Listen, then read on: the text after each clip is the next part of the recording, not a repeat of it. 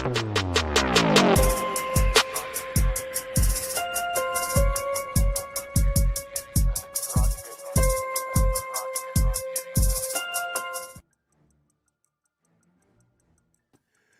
and peace, everybody. We're back. You saw the thumbnail. You saw the title. You have absolutely no idea what we're going to be talking about because there was no thumbnail. There was no title. I just got news that this whole week coming up is probably going to be discombobulated, and I don't know what to do with it. So I figured I would jump over here with y'all, and we can maybe figure it out together. And you're like, Jason, what are you talking about now, Jason? What are you talking about?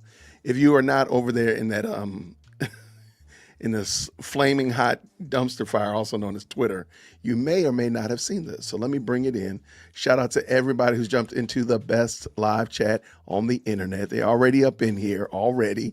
Good to see y'all. Grace and peace. Hopefully your Lord's Day was fantastic. I just want to talk about this very quickly because this is going to change the complexity of how we stream this week and what I had planned to talk about this week, what I thought we were going to be talking about this week, because now it has all been turned on its head. So shout out to everybody who's already jumped up in here. Jason, okay, Jason, what are we talking about? Well, I'm glad you asked. This is from Ericka Kirk's Twitter feed, and it was a minute ago, so it wasn't 5 minutes ago. It was a while ago, actually. Candace Owens and I are meeting for a private in-person discussion on Monday, December 15th. Real Candace O and I have agreed that public discussions, live streams, and tweets are on hold until after this meeting. I look forward to a productive conversation. Thank you. What in the world? Oh my gosh. Ericka, come on now. Come on. Help a brother out. Help a brother out. Don't do this to me. Do not do this to me, Ericka. Who authorized this? And because this is why I was asking that question. I said, this is going to change the whole complexity of what we were going to do tomorrow because we're supposed to be doing the TPUSA response tomorrow. I don't know what to do. I have no idea what to do about this one. Let me see what y'all are saying. I saw something right here. No, Ericka, let things keep rolling. And why is she bound to Candace's demands? I don't know what demand she met, though, because I think it's interesting. This is the first person who's ever said that they've contacted the other one. You've never heard Candace say she contacted Ericka. Ericka is now saying that they've contacted one another. I'm assuming, and I'm just going to go on a limb, that Ericka probably reached out to Candace and said, girl, we're about to drop this whole truckload on you. Let's go ahead and talk so we can get some things clarified up front. I don't know. I have no idea. I don't know what happened. I have no idea. Now, you may or may not be, you may be saying, well, Jason, how do we know that this is legitimate? Maybe, this is just something that's put out there and there was no response, right? It was just out there. Ericka just put it out there. Well, I'm glad you asked that. I'm glad you said that because I'm glad you might have thought that. Maybe you didn't think that. I don't know. But if you did, guess what? We're going to bring this in. Candace Owens says, I'm very much looking forward to this discussion. And she's retweeting this conversation. And this is about an hour and a half, give or take, ago. So it really did happen. I don't know. I have no idea. I'm a little bit discombobulated. And the thing that I'm trying to figure out, because I got some questions about this this meeting, because this meeting says we are meeting in private in person. So y'all know the whole big brouhaha about Candace couldn't make the trip over to Phoenix to go to the Charlie Kirk studio. Am I to assume that Ericka's going all the way out there to meet Candace in Tennessee? Like somebody. Yeah, I hope they record it for their own posterity. They don't have to record it for me, but they do need to record it for posterity. I don't know. I really truly I'm thrown. I see a lot of good comments in here. I don't know. That's a great point too. I don't know. Maybe this might be, hold on. We're going to start a drinking game. I need to stop saying, I don't know. Okay. No more, Jason. Stop with I don't knows. We know that you don't know. Okay. We got you, brother. We got you. I'm conflicted that maybe this is what Megyn Kelly was talking about. But I want to go back here. Candace and I are agreeing to meeting private in-person discussion on Monday the 15th. So all that stuff that Candace was talking about with, I can't make can't make this move. I got the kids. I got to make George his sandwiches, blah, blah, blah, blah, blah, blah. She literally is putting off a podcast. Y'all noticed she was full of hot air. Y'all knew it. Y'all just did not want to admit that woman was lying to y'all. We've agreed to that. We have agreed that public discussions, live streams, and tweets are on hold until after this meeting. There is so much in here that there's so many questions I have. But Candace is stopping her stream. That's my point. Candace is stopping her stream. I'm taking it that TPUSA is not going to be doing their stream tomorrow, even though we were all kind of chimed up and primed up for it. I don't know what to do. A lot of people say they don't have a good feeling about this. Let me tell you why I believe. I've been telling people this on my Discord all weekend. Let me bring myself back up in here. I've been talking about this all weekend. Something is different about this past couple days since Friday when Candace didn't go. Candace usually did not go live on Fridays, but then she had started to go live on Friday. Okay, whatever. But this Friday she didn't go live. And something just doesn't, I don't know. I'm just going to go with the term. It doesn't feel right. Something feels different about all this weekend. You got Nick Fuentes. You got Tim Pool. You got Megyn Kelly.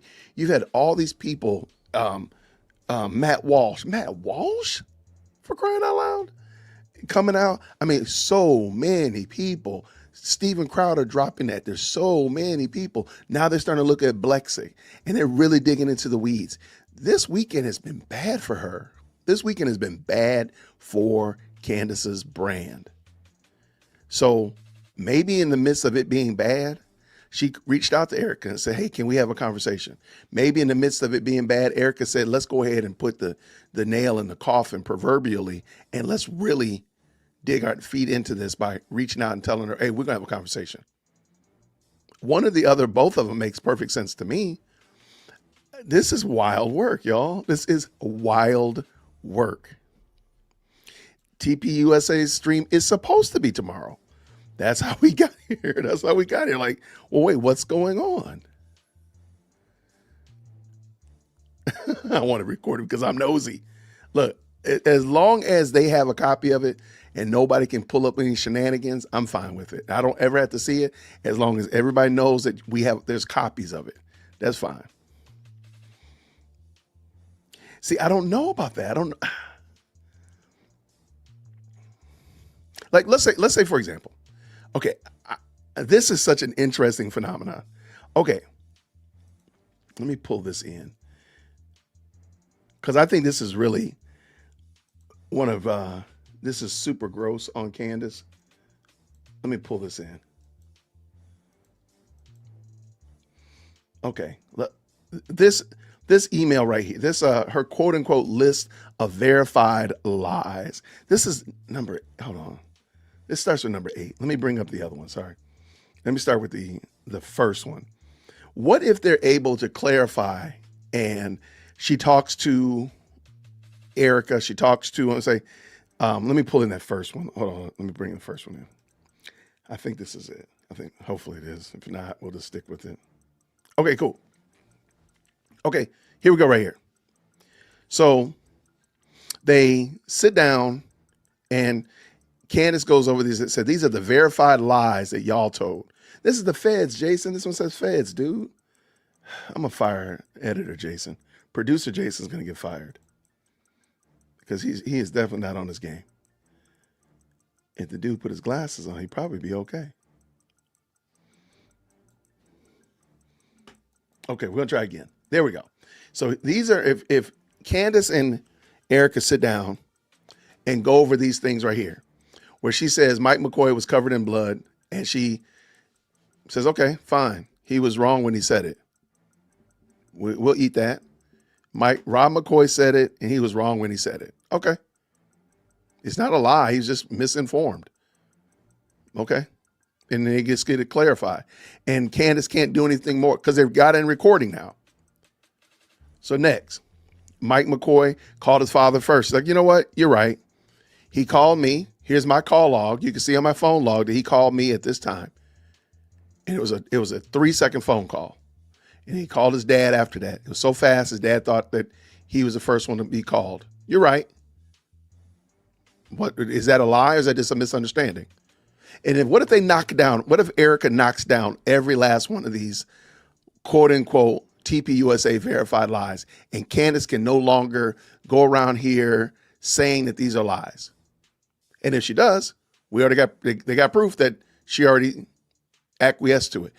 Personally, I kind of think this is kind of smart because now if she's going to sit in the same room with the woman that she's been accusing of impropriety and saying that she spearheaded, mastermind, somehow or another was a honeypot for the deletion of her husband.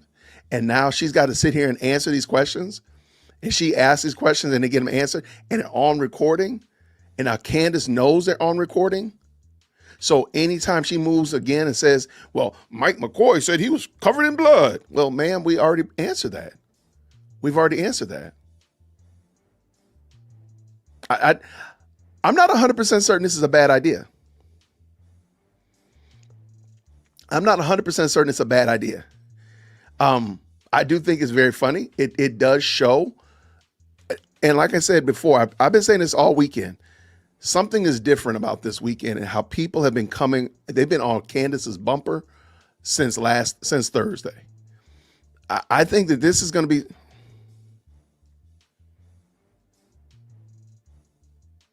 No. So I think, let me say this comment right here. So I think something has gone wrong. I don't know how to explain it. It's all a vibe and a feeling. I'm not trying to say that, anything, I had a dream or an epiphany. I'm not going to say God told me this. Something seems wrong with how this weekend has been going for Candace. If you just look at the amount of people and the type of people that have been coming on Candace's bumper, it's pretty bad. That whole thing about Blexit, it's looking mighty bad. It is looking terrible. So I'm thinking that they're going to sit here and take apart each one of these questions with Ericka and Candace. Candace is going to lose all of her strong footing because she's not going to be able to grandstand in front of people. But it will be recorded. If she wants to make the video available, go ahead and do it. It's going to show you answering these questions. If you don't show it, don't worry about it because we ain't going to do it either. And we're going to get ready to go to AmFest and keep it moving. I think they have her over a barrel. I think. Real quick, this person said, do what you had planned. Ericka clearly says in private, so it won't be covered online. You're absolutely 1,000% correct. I'm still going to do our show tomorrow, but it's just I was planning to discuss TPUSA. I got a ton of other stuff to talk about, but I was planning on going over TPUSA's video. So, yeah, that's what I think is going to. That's what I think about this situation. But what do y'all think about it? I don't know if I'm happy or mad about this. I can say I don't trust Candace. Well, that is for sure. Make George a sandwich, man. You think it's a terrible idea? Why, I wonder?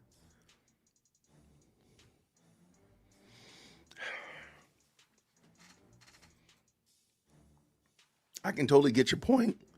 I don't think that Candace deserves a meeting. I think the wind needs to be knocked out of her sail. I think the air needs to be let out of her tire because she's the one that's been causing all this chaos and foolishness. And if they are bringing her to Phoenix, wherever this person-to-person interview is happening, a lot of her credibility is going down the drain with this. Because remember, all that big kerfuffle, George's birthday and people are coming in town, but now all of a sudden you're able to do this? That's going to make her look, that's total trash. Add to it everything that's been happening this weekend. That Blexit stuff is bad. I mean, there's some great people that are really on her bumper about this Blexit. And people are starting to put together the pieces of why it's very possible that her and Charlie Kirk split up or broke up their friendship. Because a lot of people believe, myself included, that they really weren't friends like that. When Charlie Kirk breathed his last breath, Candace and Charlie were not good friends like that. They weren't. They weren't. And I feel comfortable that that's the reality. And a lot of people are starting to put 2 and 4 together and say, hey, maybe it's because of Blexit. Maybe it's because of, like, you do realize that Candace said that, like, here's something to think about. Candace said that when she went to college, she went for 3 years, and she quit after her 3rd year, dropped out after her 3rd year because she had massive student loan debt of almost $150,000. Later on, within 3 years, she tells people the story that she paid off that $150,000, went back to school, and got 2 degrees. Well, I don't know what kind of math you're talking about, because that's a lot of money in 3 years, to the tune of $50,000 you paid off, plus whatever it was to go back to school that final year. And now we read how much you got paid at Blexit. Candace's credibility has been taking some crazy hits this weekend since Thursday. And I got a feeling this is actually kind of good, I think. Hey, do me a favor real quick, Warrior of the Lord. Appreciate you, brother. I appreciate that comment. Do you mind doing me a favor? Let's not type in all caps. Just respectfully, if you don't mind, just not all caps. It's all good. Just don't do that, if you don't mind. Shout out for sure. This is going to be so interesting. Man, a lot of people, I'm right there with you. So I don't know that it was changed to Tuesday. I was looking, I didn't see that. If it is, I mean, that makes sense because they're going to be meeting on Monday. That makes sense. But watch this. If they knock down all that stuff and Candace is like waving the white flag of like, dang, y'all got me over a barrel, I really can't go back and talk a lot of trash, why would they need to do a stream on Tuesday? Because AmFest starts on Thursday and they got to get ready for that. This could be the only reason I don't think they're going to sue. Let me tell you, the only reason I don't think they're going to sue, unless it's like personal, but if it's like TPUSA sues, there's going to be an information exchange that I think isn't going to be good. Like we got to see your, we got to see your full financials. We want to see all of, and now granted, Candace might not want to show all of her financials. Let's tell the truth, shame the devil, right? This one's going to be interesting. I'm not 100% certain that's going to be what happens. It would be funny as all get out, though. Let me say that. Make sure. Let's just put that in the proper perspective. It would be funny. You will never hear me argue about that.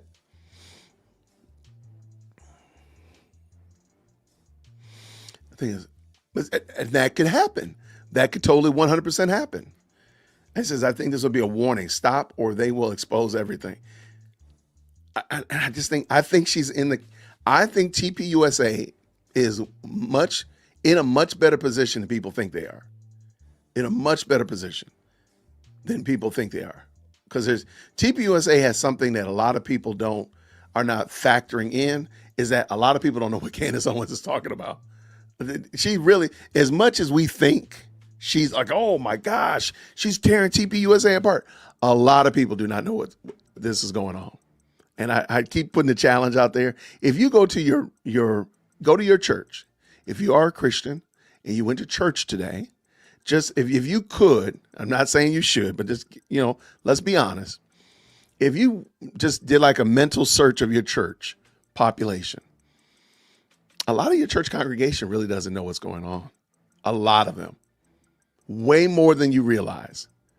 They're not moved by this. They're not moved by all these shenanigans and hijinks. They're looking at other aspects of the zeitgeist, other aspects of what's going on in Americana. Candace Owens is not really that big of a deal. TPUSA, however, is still a big deal. I think TPUSA still has a lot of legs under it. So therefore, I don't think Candace is taking away as much as people think. Now, if we're here and we're doing all day, every day, Candace and TPUSA, is very easy to get zeroed in and miss the forest for the trees. But I don't think this is the case at all. That's just my little, that's my little 2 cents. And I'm not going to say the words I don't know anymore. I think there's something there. Man, imagine that. She brings her in there and like, hey, by the way, we found this document here. We'd love for you to check it out before we make it available to everybody. That would be the best. We are going to make you an offer that you cannot refuse. That's what Ericka's going to say. All right, just in case you're just jumping in, Ericka and Candace are supposed to have a meeting in the ladies' room tomorrow.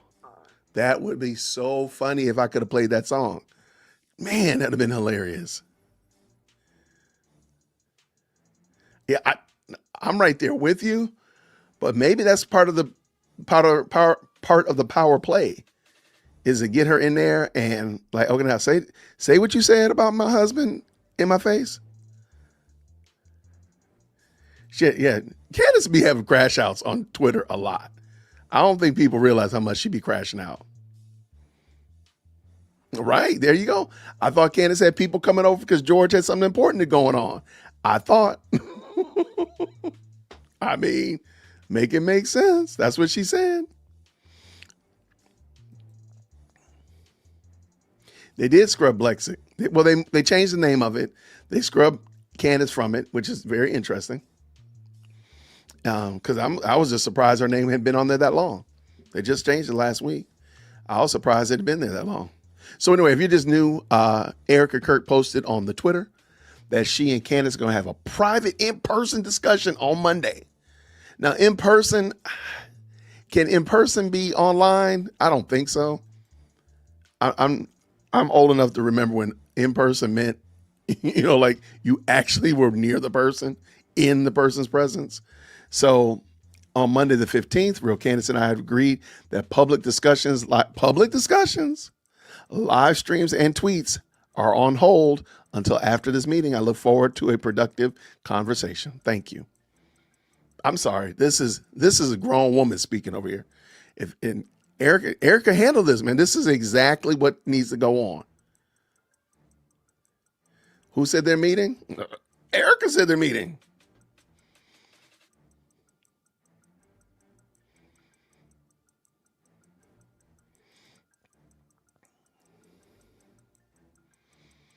Okay, no meeting at all. Okay.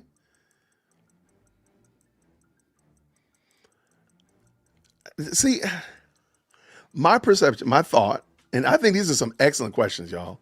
And see, that only tells me that the best live chat on the internet thinks about these things more robustly than just gets, emotionally torqued off. So I appreciate y'all.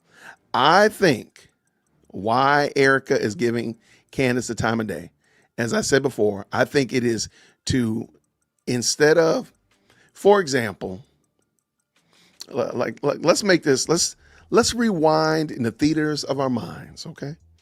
You're in high school, right? How many times did you see fights in high school, right?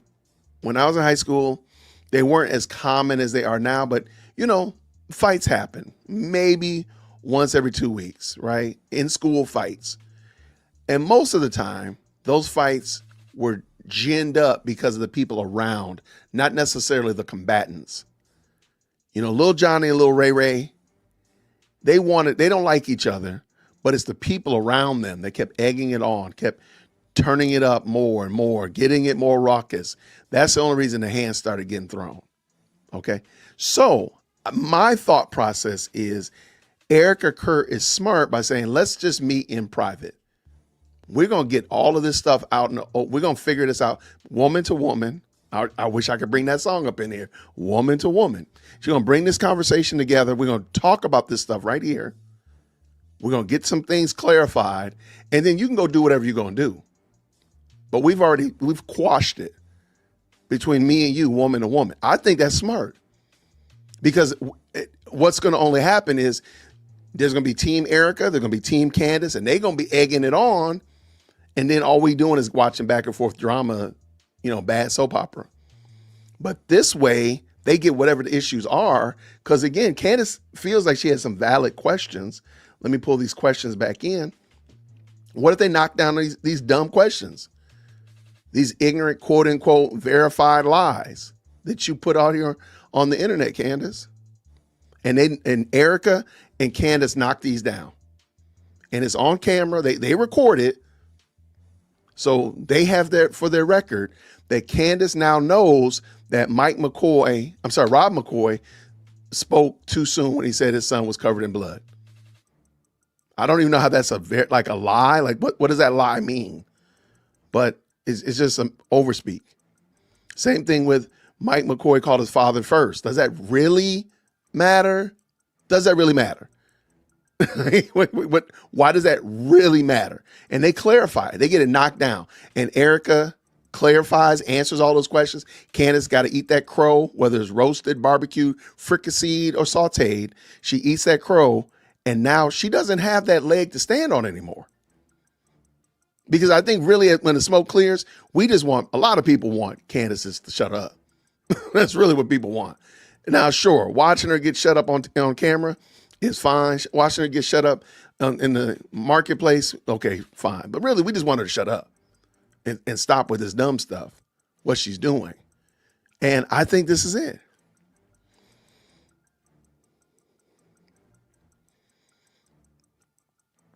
Yeah, see, a lot of people wonder, like, what happened to Candace?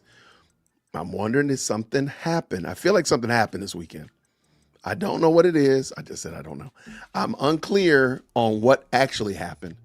It just feels like something changed. Something is different about this weekend. And people riding on Candace's bumper, man. They've been on her bumper all weekend. And that stuff coming out about Brexit is not cute at all. I think this is needed because it will follow by a cease and desist letter. Hey, what if that's the case? What if they get her to come to Phoenix? Because again, it says in person. So I'm going to go on a limb somehow or another, some way, they're going to be in the same room together. However that is. Ericka go to Tennessee or come to Arizona, and she gets served with a cease and desist. I mean, I think there's something there. I'm very nervous about this. I hope Ericka can handle someone so manipulative. I do believe that Candace is super manipulative. But going back to my high school fight example, how much of that is really truly because of the audience supporting and egging and chiding the fight to go on? And how much of it is, I mean, I do believe she's manipulative. Let's keep it 100. I think a snake will bite no matter if it's in a group of snakes or by itself, right? But I wonder how much of it is really truly because she has an audience. And they took away one of her biggest advantages is her audience. No, that's really why she didn't want to do the TPUSA directly, because she wouldn't be able to live stream to her audience. There's a lot there for sure. No, Tatum is never going to turn on Candace. Don't even worry about that. If you were hoping and holding out for Brandon Tatum to say something corrective to Candace, go ahead and take in a deep breath, go back and just keep living your life. He's never going to do it. He's not. I'm sorry to say it like that, but it's just not going to happen.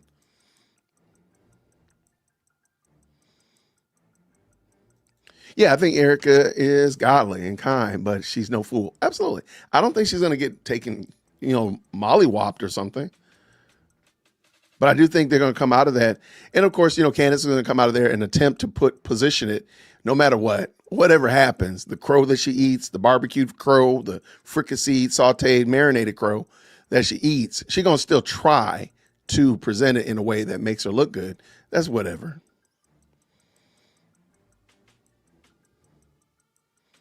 Why would they ask her back? Who in the world would say that? That would be the worst thing ever. Oh my gosh. I think any kind of relationship between Candace and TPUSA, if that ever got together, that would ruin their brand more than anything else. More than anything else. All right. Yeah, there are lawyers involved. Absolutely.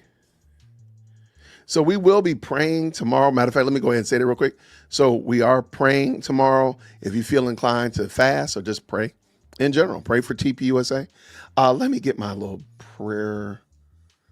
I wrote it out this morning when I was in Sunday school. Yeah, I be paying attention in Sunday school. Don't y'all be saying that stuff about your boy. All right, let's see here. All right. All right, so okay. I'll just pull this in because I did not type it anywhere else. Remove that, put it in here. All right. So I said, we're praying if you feel led to refrain from eating, quote unquote, fasting on Monday, 12/15. We're praying for more moral clarity in this country, in the body of Christ. We're asking for real discernment in all areas. Let me make this a little bit bigger, get this out of the way. That God will restore the revival that had started post Charlie Kirk. That God would convict the hearts of those who have been sowing discord in our country and that they'll repent. And lastly, that God will humble Candace Owens in a way that only he can. So that's what I'll be praying tomorrow. Feel free to join us. I'll put it in the community post as well if you like. But we'll be praying tomorrow. We had already planned to be praying for the when we thought it was going to be TPUSA having a powwow tomorrow. That was our prayer. But now, hey, there we go. Shout out for sure. I'll put that in the community post. How about that? Yeah, what about George's birthday? George gonna be at home singing happy birthday to himself with the kids. I'm just laughing about the fact that that woman was straight bold-faced lying.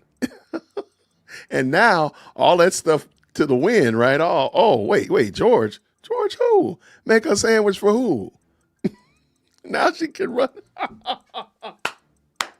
Now she can run to wherever. Y'all, I'm telling you, if you still rock with Candace is an IQ test, y'all. She is a true IQ test, y'all, for sure.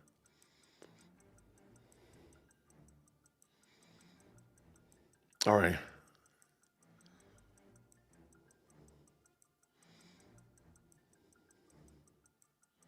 All right, real quick, shout out. Thank you so much, Goose. And I got, oh my gosh, Goose has sent me some great stuff. Matter of fact, tomorrow will be Goose Appreciation Day because I got your emails. I'm ready to go with the stuff that you sent me. I wonder if maybe Ericka is going to privately share some of the evidence that proves Tyler did it. Just a thought. I don't believe that Candace needs to be convinced that Tyler Robinson did it. I've seen some evidence that maybe Candace did it. I don't think that's the case. I don't believe that Candace needs to be convinced that Tyler Robinson did it. Candace Owens just wants to cause chaos. That's it. I can't think of another. Even with the argumentation that she has that, oh, well, she's just asking questions. She wants to know who the real killer is. Why would you want to derail the case that's going on right now against this man? Because that case you say is not real. It's not good. That he won't be convicted. Because the evidence is not going to lead to that because you've already determined that evidence doesn't lead there. So actually, that case is a moot point. You don't actually have to derail it. It's going to already derail itself, Candace. You don't have to do it. But you want us to believe all these other fantastical stories that you've concocted or put together. Well, ma'am, maybe you should work on that. And we still don't know any steps that happened along the way to make that happen. We just know, according to you, Tyler Robinson didn't do it, and all these other 19 people did. How? How did it work? So to that point, I'm not losing any sleep about that. So I don't know if Candace really needs to be convinced anymore. I think she's deceived. She's deceived and she's being deceived. Yeah, the young lady that called out Blexic, that's pretty bad. Hanukkah happened tonight. Lots of good conversation. No, it will not be public. At the current moment, no, they're just having a meeting in the ladies' room. You're not a fan of it? I understand, but I'm wondering what if they get progress made on like these dumb statements that she's made? And Candace has to admit that somebody, like she explained, like Candace has to explain this number 5. Charlie never wavered. I want to see her. Let me see. We already know that the neck stopping the 30-06 has already been explained ad nauseum. So I don't think she needs to be convinced of that. She already knows that what she's told is just not it. Like, how is this a lie? Mikey McCoy was a hero that day. What's the lie?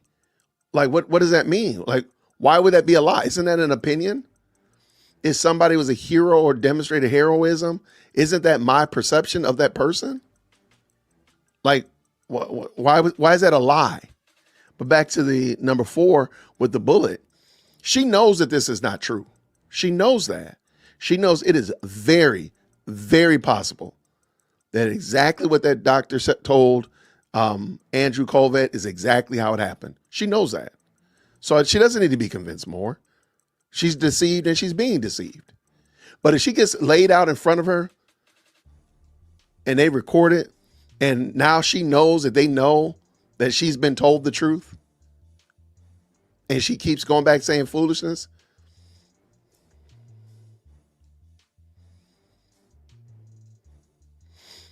All right, lots of good conversation. Ericka will pay her off. Okay. Well, I believe Candace is for sale, so I guess.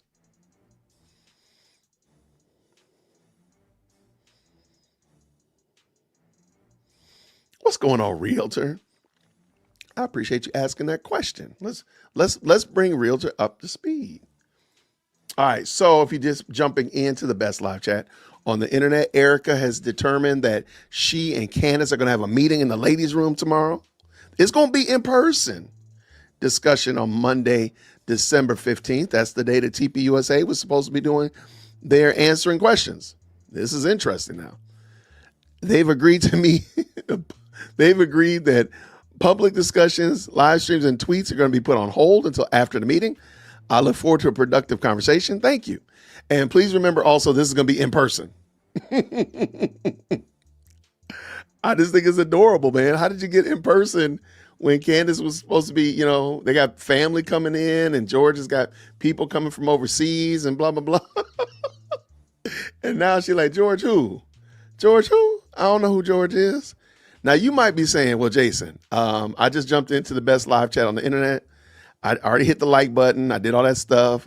Put my like number. I forgot to tell you how to do that. Well, I see that Ericka said that, but how do we know that Candace is in agreement with this thing that is going on? I think that's a great question. Thank you for asking that question. Well, Candace actually replied. And Candace said, and real quick so you can see that this is the real Candace Owens. She says, I'm very much looking forward to this discussion. And she retweeted it. So apparently, I guess she got a babysitter or something. What y'all think? Y'all think Candace got a babysitter? Because remember, she couldn't go anywhere. She got a stand-in. She got a babysitter and a stand-in, and somebody make them sandwiches, right? Because it was supposed to be George's birthday or something. This is funny, man. Like her credibility is garbage, man. You say whatever you want to say about Ericka dabbing her eyes. Okay, fine. Okay. Not a problem. You can have that. You can have that. But you cannot keep going on here acting like Candace Owens is pure as a driven snow, okay? Let's let that one go as well. All right? Let's just tell the truth, shame the devil. Candace is as messed up as you say Ericka is. Candace is that tenfold. That's it. As long as we agree with that, I'm fine. I'm fine. Because that woman said she couldn't go to Arizona. It was too soon to go to Arizona. My husband's birthday, and we got family coming in, and I got to homeschool, and I got to make sandwiches. Ericka has reached out to that woman somehow or another between today and probably Thursday or Friday, and all of a sudden she able to go. Y'all, come on. She playing in your face. She playing in your face. She is making a fool out of you. I'm saying this again just so y'all can be mad. Here, let me make sure, big screen. Candace Owens is an IQ test. If you keep following Candace Owens, it is proof of your intellectual prowess. I know that hurts your feelings. I know.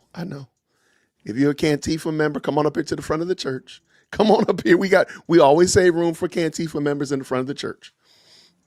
But please understand, that girl is playing in your face, man. She is treating you like you do not have intellectual prowess. Please stop playing with her. I am waiting for the game of the next single hot. The assassination of George's birthday. The assassination of George's birthday is crazy. Why are you like that? Oh, please let them, like, there's no reason to have a conversation if you ain't recording it. Everybody's recording everything. Yeah, it's an IQ test. At this point in the game, if somebody says they rock with Candace, you already know where the intellectual levels are. You already know where the intellectual levels are. Y'all know I used to be a school teacher, and there are certain things that you know about kids just because there's certain things you can tell about kids without ever meeting a child. If there's certain things, like if you have a family of, and I taught here in Atlanta, this is something that, I mean, it's just, if you have a family of more than 3 children and they're all in the same building, that you know something about that family. You know something about that family, and it's rarely not true. Rarely not true. Okay? Rarely not true. I'm gonna leave it like that.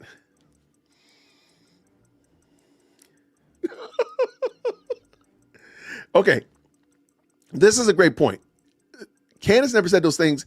Candace never said the things to be fair, you're probably right. 19, you're right. I don't think Candace directly said that it was George's birthday. I think it was her fans that were really trying to do that whole birthday thing. But she did say that people were coming in town. Now that I have the video clip of her saying that she couldn't go because she had people coming in town. George had something important going on, and there are going to be people from overseas coming in town. Now that I have that clip. That's not, now I got, that one is true. The whole birthday thing, she technically never said that. So I'll give you that. But there you go. But what we can say emphatically is Candace said she couldn't go, and now she can. So that right there is play in your faceology. That is it. Yeah, I mean, this is the gospel truth right here. The longer you follow Candace, the lower your IQ becomes. I mean, prove us wrong. His birthday technically is in July, but I think Candace's fans started this argument about it being on December 15th, and they went to like Google and Wikipedia, and they were trying to change his birthday. I have pictures where the top part of the article says his birthday is on December 15th. The bottom of it says September 7th. I'm sorry, July 7th. And they were messing it all up. So that's what happened, in my opinion. So technically she didn't say that. Yeah, they're not brave enough to show themselves, but we'll go see what happens.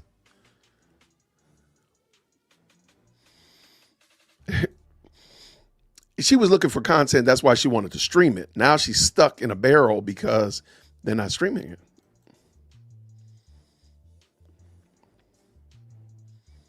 it. Pattered down. There was a movie. Okay. I want to say it was a movie with Tom Cruise. It was some spy movie where they had abducted somebody, and Tom Cruise, the protagonist, he was going through all of this. He was taking a cab here, walk through this building here, go down the hallway here, take another cab there. It was all of this to try to, in case somebody was following him.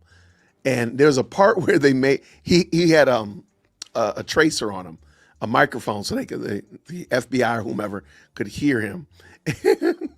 And all I remember is they took him to like a YMCA. They said, now go into a YMCA, and he had to dive into a pool. At the bottom of the pool was a key. He had to go take the key and go get something out of a locker in the locker room. And it was all of that was to get rid of the tracer so they can no longer trace him. and find out. I don't remember if it was Tom Cruise. It was really an interesting movie, but long story short, that's what they need to do to Candace, like walk her through several metal detectors. It's going to be wild though, no matter what. Why would they need to have a private conversation? Candace is not relevant.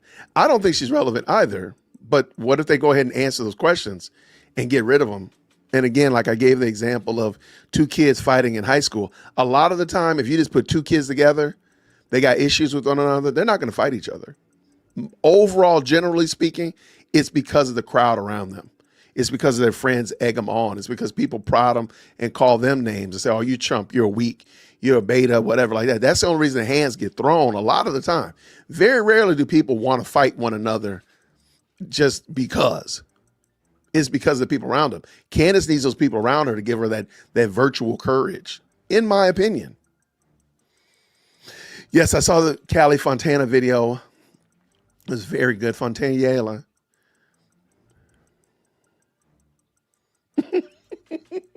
We already know. Yeah, Candace is going to lie. I mean, that's true.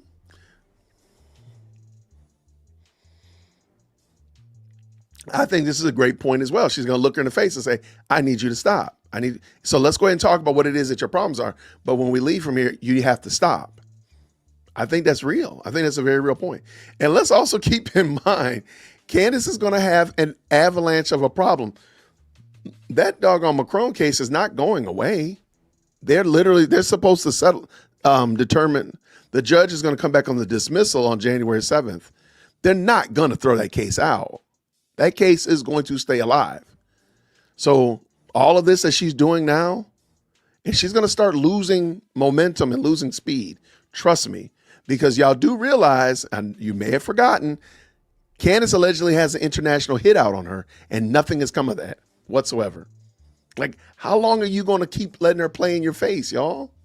If you're a Cantifa member, how is it that this has happened and she's not talked about it at all? Her literally on the docket, they don't say a word about that at all. Nothing on the docket about the fact that there's an international hit out on her life. Nothing. Even from her lawyers, y'all. Like, at some point you have to say, okay, yeah, she probably is playing in our faces. At some point, you're going to have to say, yeah, it's given playing in the face. Okay, this is the docket for the Macron case. And let me drop the link in here. The mods can also drop the link to the, matter of fact, the mods can drop the link to the whole file. I have several different cases and all of the documents related to this case up to date. So anyway, if you go down here to the bottom of the case, we see that on December 14th, this is an order date docket. Hope we can see that. Yeah, let me move myself out of the way. The order date docket, December 13th, 2025, order signed by Renee Sheldon. So ordered stipulation and proposed order governing word limits and deadlines for the reply. So this is only about this. The only thing they're talking about is whether or not they're setting a word limit for their rebuttal on what he's going to say when the judge makes a decision on the dismissal. That's it.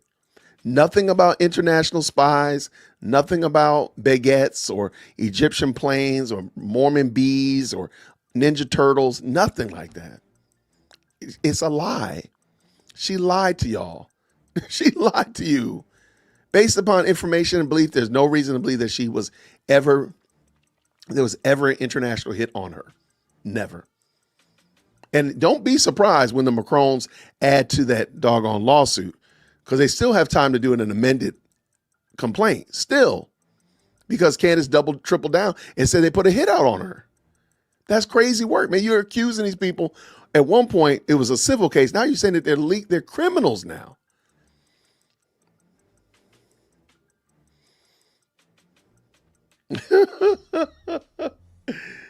Throw as much stuff in one day to the next that her low IQ cult followers don't even have time to think through one episode to the next. That's it. I mean, we sat there and counted that day. And again, we came up with like 13 different things she had thrown out before the first commercial break. Like, that's crazy. 13 different ideas she threw out there that would need to be researched, investigated, and verified. 13. Then after the commercial break, I don't even know how many it was. We just quit counting.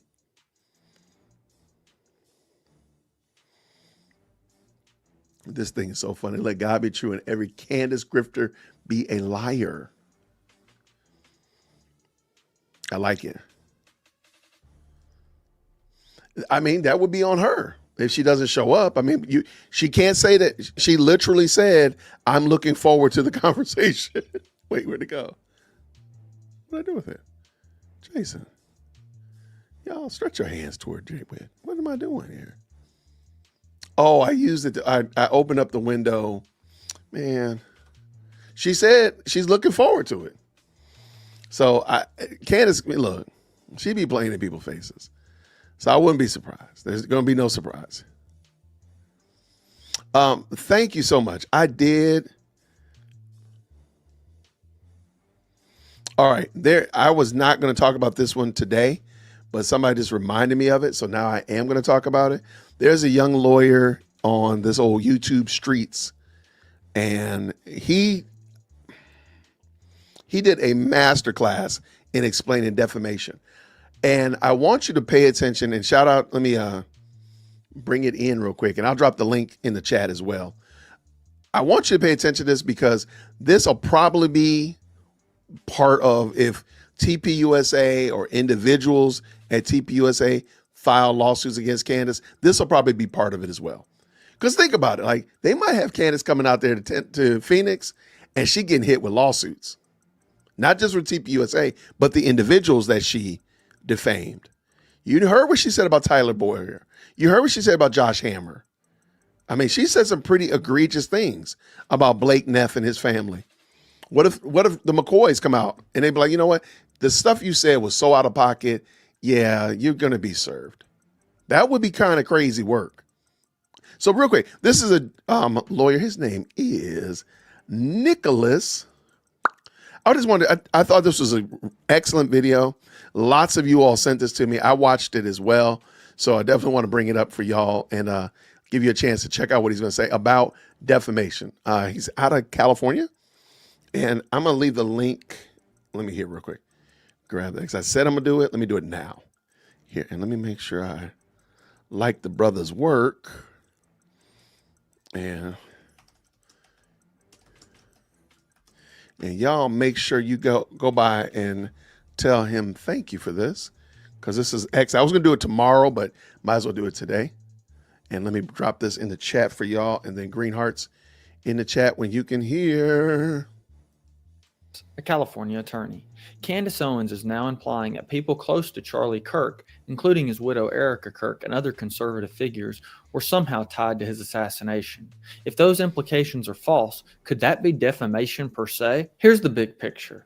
Owens has been questioning the official account of Charlie Kirk's death, talking about setups, multiple people involved, and even foreign leaders like Emmanuel Macron, while publicly attacking some of Kirk's friends and allies.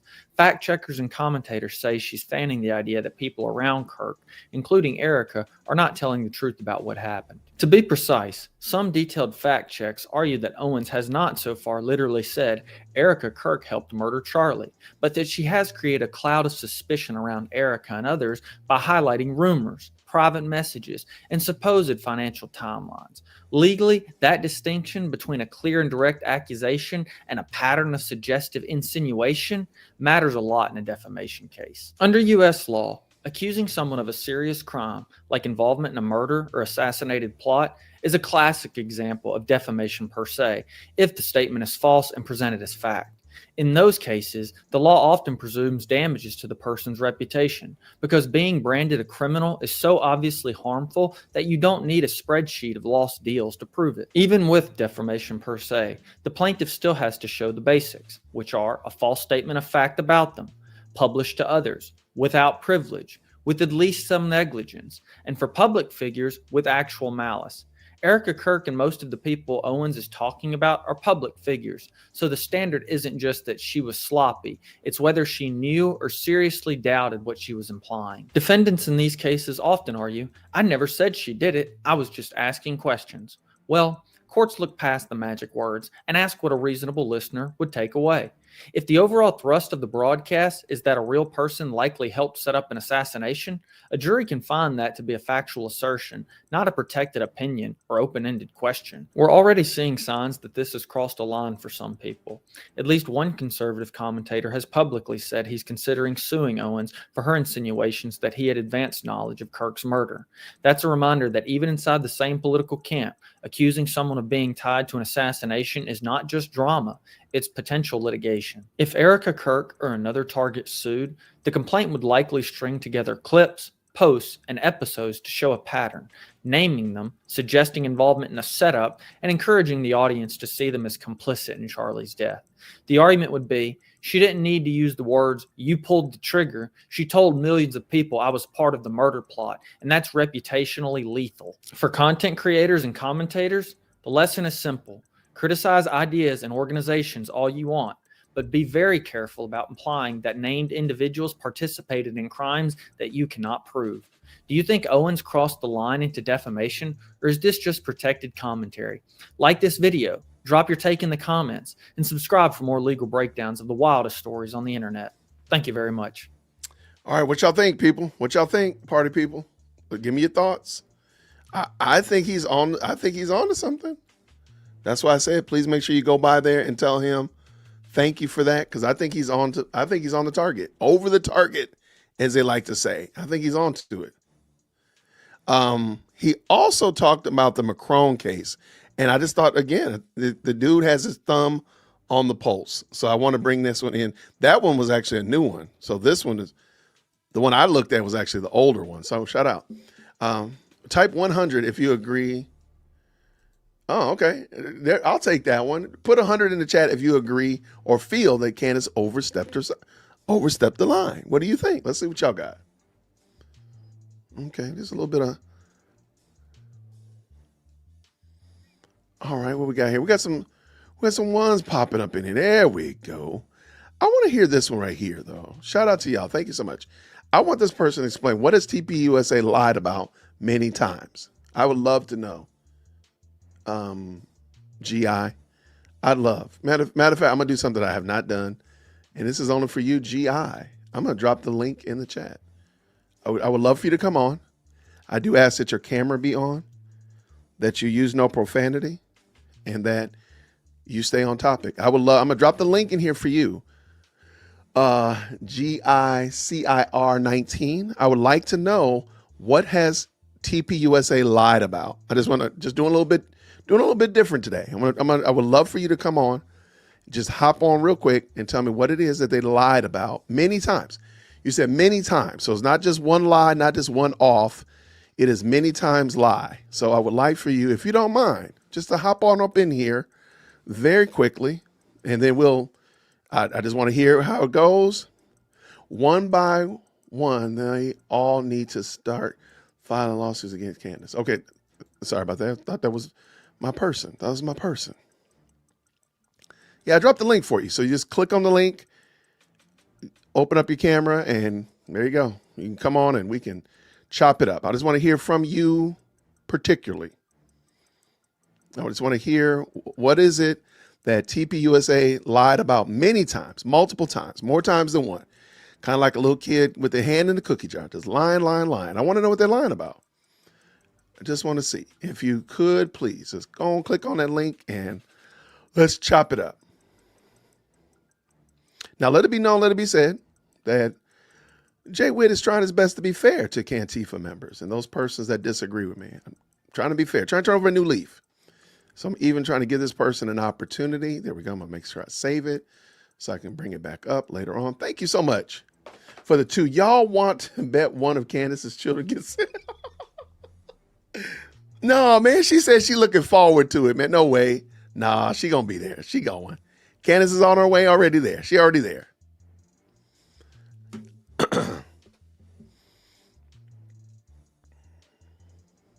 I always ask people to put their cameras on. I'll tell you real quick. I always ask people to put their cameras on just so we can see your smiling faces. If I know you, we can maybe rock with the camera off. If a friend of mine and whatnot, I know you got your bonnet on, but I just ask you to put your camera on. That's all. I don't think that's asking too much. Now, you could always just say, nah, I just tap out, and that's fine. But I just ask everybody to turn the cameras on. I don't think I think it's fair. I don't think it's fair to y'all look at me like this. Y'all wouldn't tap in and be on the best live channel on the internet if I did this. So why don't you just turn your camera on? That's all. That's why I ask them to turn their camera on. Yeah, I'm getting that cricket game. The cricket game is strong. Hey there, Biblical Worldview. How are you? This is a wonderful content creator. She is crushing it on Buy Me a Coffee. I did not know that somebody was putting out emails and newsletters on Buy Me a Coffee like this, but a Biblical Worldview is an outstanding content creator. I'm very impressed with what she does. She puts out several pieces a day, lots of stuff to read, lots of things to consider from a biblical worldview. Let me real quick, if you don't mind, could you drop your link in the chat so people can check out your content, A Biblical Worldview? I think that would be fun for them to see what you're doing over there and see what Jason's talking about over here. Let me real quick give you that ability to do so. All right, I appreciate it. So apparently, I don't think my friend is going to come on. I did drop the link in the chat, so it will not be said that I did not give persons an opportunity to share and to disagree. But all I just ask is that you turn on your camera and that you come and talk with me. See how I did that? All right, you should be able, if you could, Biblical Worldview, drop your link in the chat. All right, let's go ahead and bring this in because I want to look at this. The other video he did about defamation. I thought it was great. So let me bring in Brother Nick Brooks, bring him back in here. Bada boom, bada bing. And I did like this video already. I did. All right. Let's make a big screen. I'm Nick Brooks, a California attorney. All right, Nick Brooks, what you got to say, brother? What you got to say? I'm Nick Brooks, a California attorney. French President Emmanuel Macron and his wife Bridget have sued Candace Owens for defamation in Delaware over her turning a debunked rumor about the First Lady's gender into a content series. The only question I care about is this: what happens to Candace if she loses the first big motion in this case? In July 2025, the Macrons filed a defamation lawsuit in Delaware Superior Court, case ID N25C-07-194, against Candace Owens LLC, and George Tom Inc. The Macrons say that Candace Owens did not just criticize them. She told her audience that Bridget Macron is secretly a man and tied that to claims of deception and abuse of power and presented it as fact to millions of people. Those are concrete statements about a person's real identity and conduct, which is exactly what defamation law is built for. Here's the entire Delaware timeline you actually need. July 23rd, 2025, the Macrons file in Delaware, and Candace and her Delaware entities are served that same day. This is now a real case, not just internet beef. September 12th, 2025, Candace Teams files a motion to dismiss. The Macrons respond with the first amended complaint. On October 30th, Owens' lawyers file a key motion to dismiss and to strike the first amended complaint. That's the motion the judge is looking at right now. On December 3rd, 2025, the Macrons file their opposition, and the court gives Candace until January 9th, 2026 to file her reply. There's still no hearing date and no trial date on calendar. So we're in a world where all the money and energy is going into this one motion to dismiss and strike. Owens' lawyers even asked for expanded word limits for this motion practice, and the judge let them have the longer briefs. In my entire career, I've never done this. You can, but it reads like, "Judge, I need 12,000 words because I'm about to tell you a very long story," which is not how most judges want to hear from you. It screams, "We're throwing the kitchen sink at this." And they have to, because the Macrons are public figures. They have to prove actual malice, that Candace knew these claims were false or seriously doubted them and pushed them anyway. They're pointing to prior French cases, what they call scientific proof of Bridget's identity, and multiple attempts to correct the record to say she saw this and still turned it into a series. Here's the real danger. If the judge denies that October 30th motion, this case is going to go to discovery. Discovery is where the Macrons' lawyers stop arguing about word counts and start digging into Candace's life and business. They can go after internal emails and direct messages about the Macron story, draft scripts and show notes, communications with sources, and contracts or sponsorships tied to those episodes. They can demand analytics and revenue data, how those videos performed, how much ad money they made, which sponsors were attached. That's evidence on both motive and damages. And they can sit Candace and her team down for depositions and ask under oath what they believed, what warnings they got, and why they kept publishing. Now, Candace is not totally exposed. Her lawyers can object to overbroad requests, assert privilege, and get protective orders so sensitive material is kept confidential and filed under seal. But if this motion is denied, Candace does not get to say, no discovery, that's my private life. In a defamation case like this, the whole point is to figure out what she knew, how she ran the content, and how much she profited from it. So big picture, McCrones v. Owens is about whether you can turn very specific, very personal factual accusations about a public figure into recurring monetized content and then call it just commentary when they sue you. All of this too, amended complaints, big briefs, and word limit games is happening before there's even a hearing date or a trial date. That's how high the stakes are on this one motion. If you want to see whether the case dies on this motion to dismiss or goes into full discovery, like the video, drop a comment, subscribe with notifications on, and share this video with someone who thinks it's just content, because it's always not the case. Thank you very much. All right. So shout out to Nicholas. This guy, I like him, man. Y'all, for real, go check out his content. Is a small channel, so we definitely want to support him. Nick Brooks is his channel. Let me leave that link to this video as well in the chat. Y'all go by and check him out. Tell him what's up. That's a great, I think he has a great response. Mr. Whitaker, I see Tatum's video calling his followers names. You know what? I try not to, even when I'm talking to Cantifa people, I just call them Cantifa. And I do say that Candace is an IQ test. Okay, I do admit that. My name is Jason. I'll admit that. I'm not going to call y'all names. I'm just, that's not me though. That's not me. Jason's behavior is not like that. That's just not what I do. Now, what I will do, however, is make fun of Candace. I will make fun of Brandon Tatum. They both are clowns. Brandon Tatum is a clown, and he's made himself weapons grade clownery because he refused to call out Candace when he could have. And now he's stuck. So he just might as well just gone over there and play in the bottom of the porta-john. Nobody cares. Just go away. So, and y'all saw April up in here. I don't know what is April, you coming on? What's up, girl? So many people keep telling me about April's channel. I figured, hey, it might be cool for y'all to actually see us together. How about that one? April is actually a friend of mine. Believe it or not, I actually do have friends. Let me ask her if she's coming back on or not. She's in the chat, but I don't know if she's going to jump in.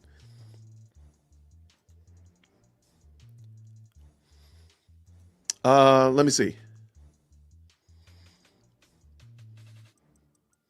Girl, see, I knew it. Okay, here. Now watch this. Watch this, y'all. April, you can come on without your camera on. There you go. Because April knows the rule. You got to have your camera on.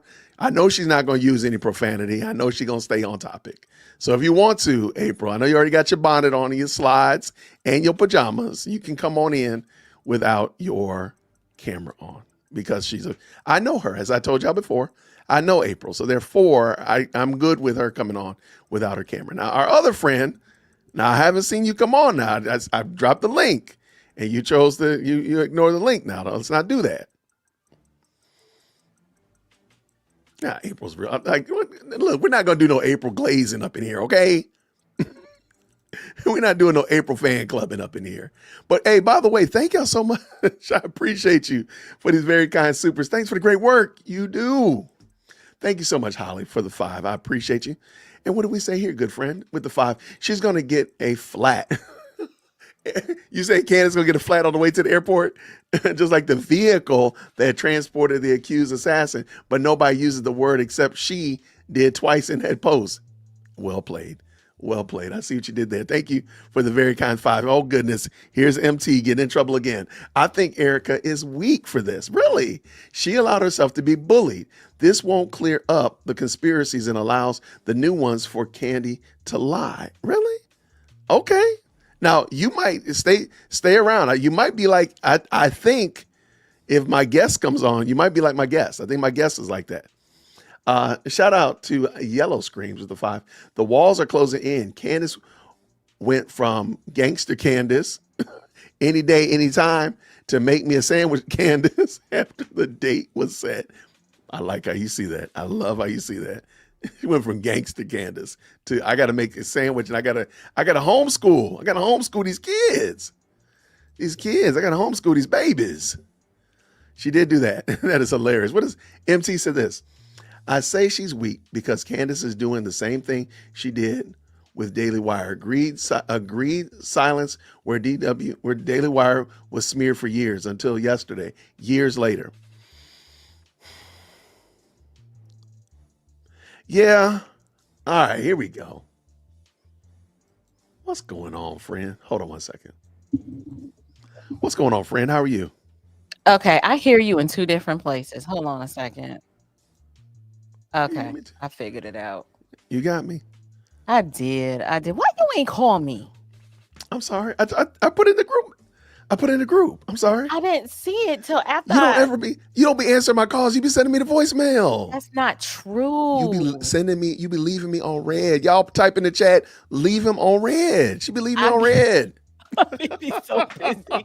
No, honestly, my what do you call it? My memory has gotten so bad that y'all stretch your hands toward the screen, y'all, and pray for April memory, y'all. Pray for April memory and put some pink hearts in the chat that y'all done prayed for April memory. Come on, girl. I just started taking B12, so that's gonna help a lot. Girl, you need B48. We need to up that thing. I cannot with you. Okay, April, please tell these people that we actually know one another so they can stop flooding. Listen, Jason is actually the one who pushed me out of my comfort zone and was like, "You're gonna start a podcast." I'll never forget. It was like December of 2021. I think so. It was like later that year.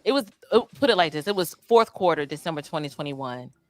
And you were like, so what are your plans for 2022? You know, what are you gonna do? It sounds What's going on with your podcast? That sounds like me. I was like, I ain't got no podcast. What you talking about?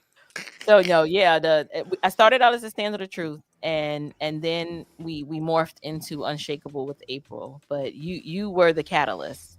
Well, praise God. Well, thank you, friend. Okay, now April, let's do it. Come on now. You said, and well, you know the theme, what we're talking about tonight. We're talking about April and Candace are supposed to be having a closed door in-person conversation. April would never have a closed door meeting with Candace. You mean Ericka? Oh, did I say? I'm sorry. Yes, I'm sorry. Ericka is going to have a closed door conversation with Candace. Yes. Where are you with that? I would say absolutely not. Only because, you know, I've got a lot of experience with this narcissism stuff.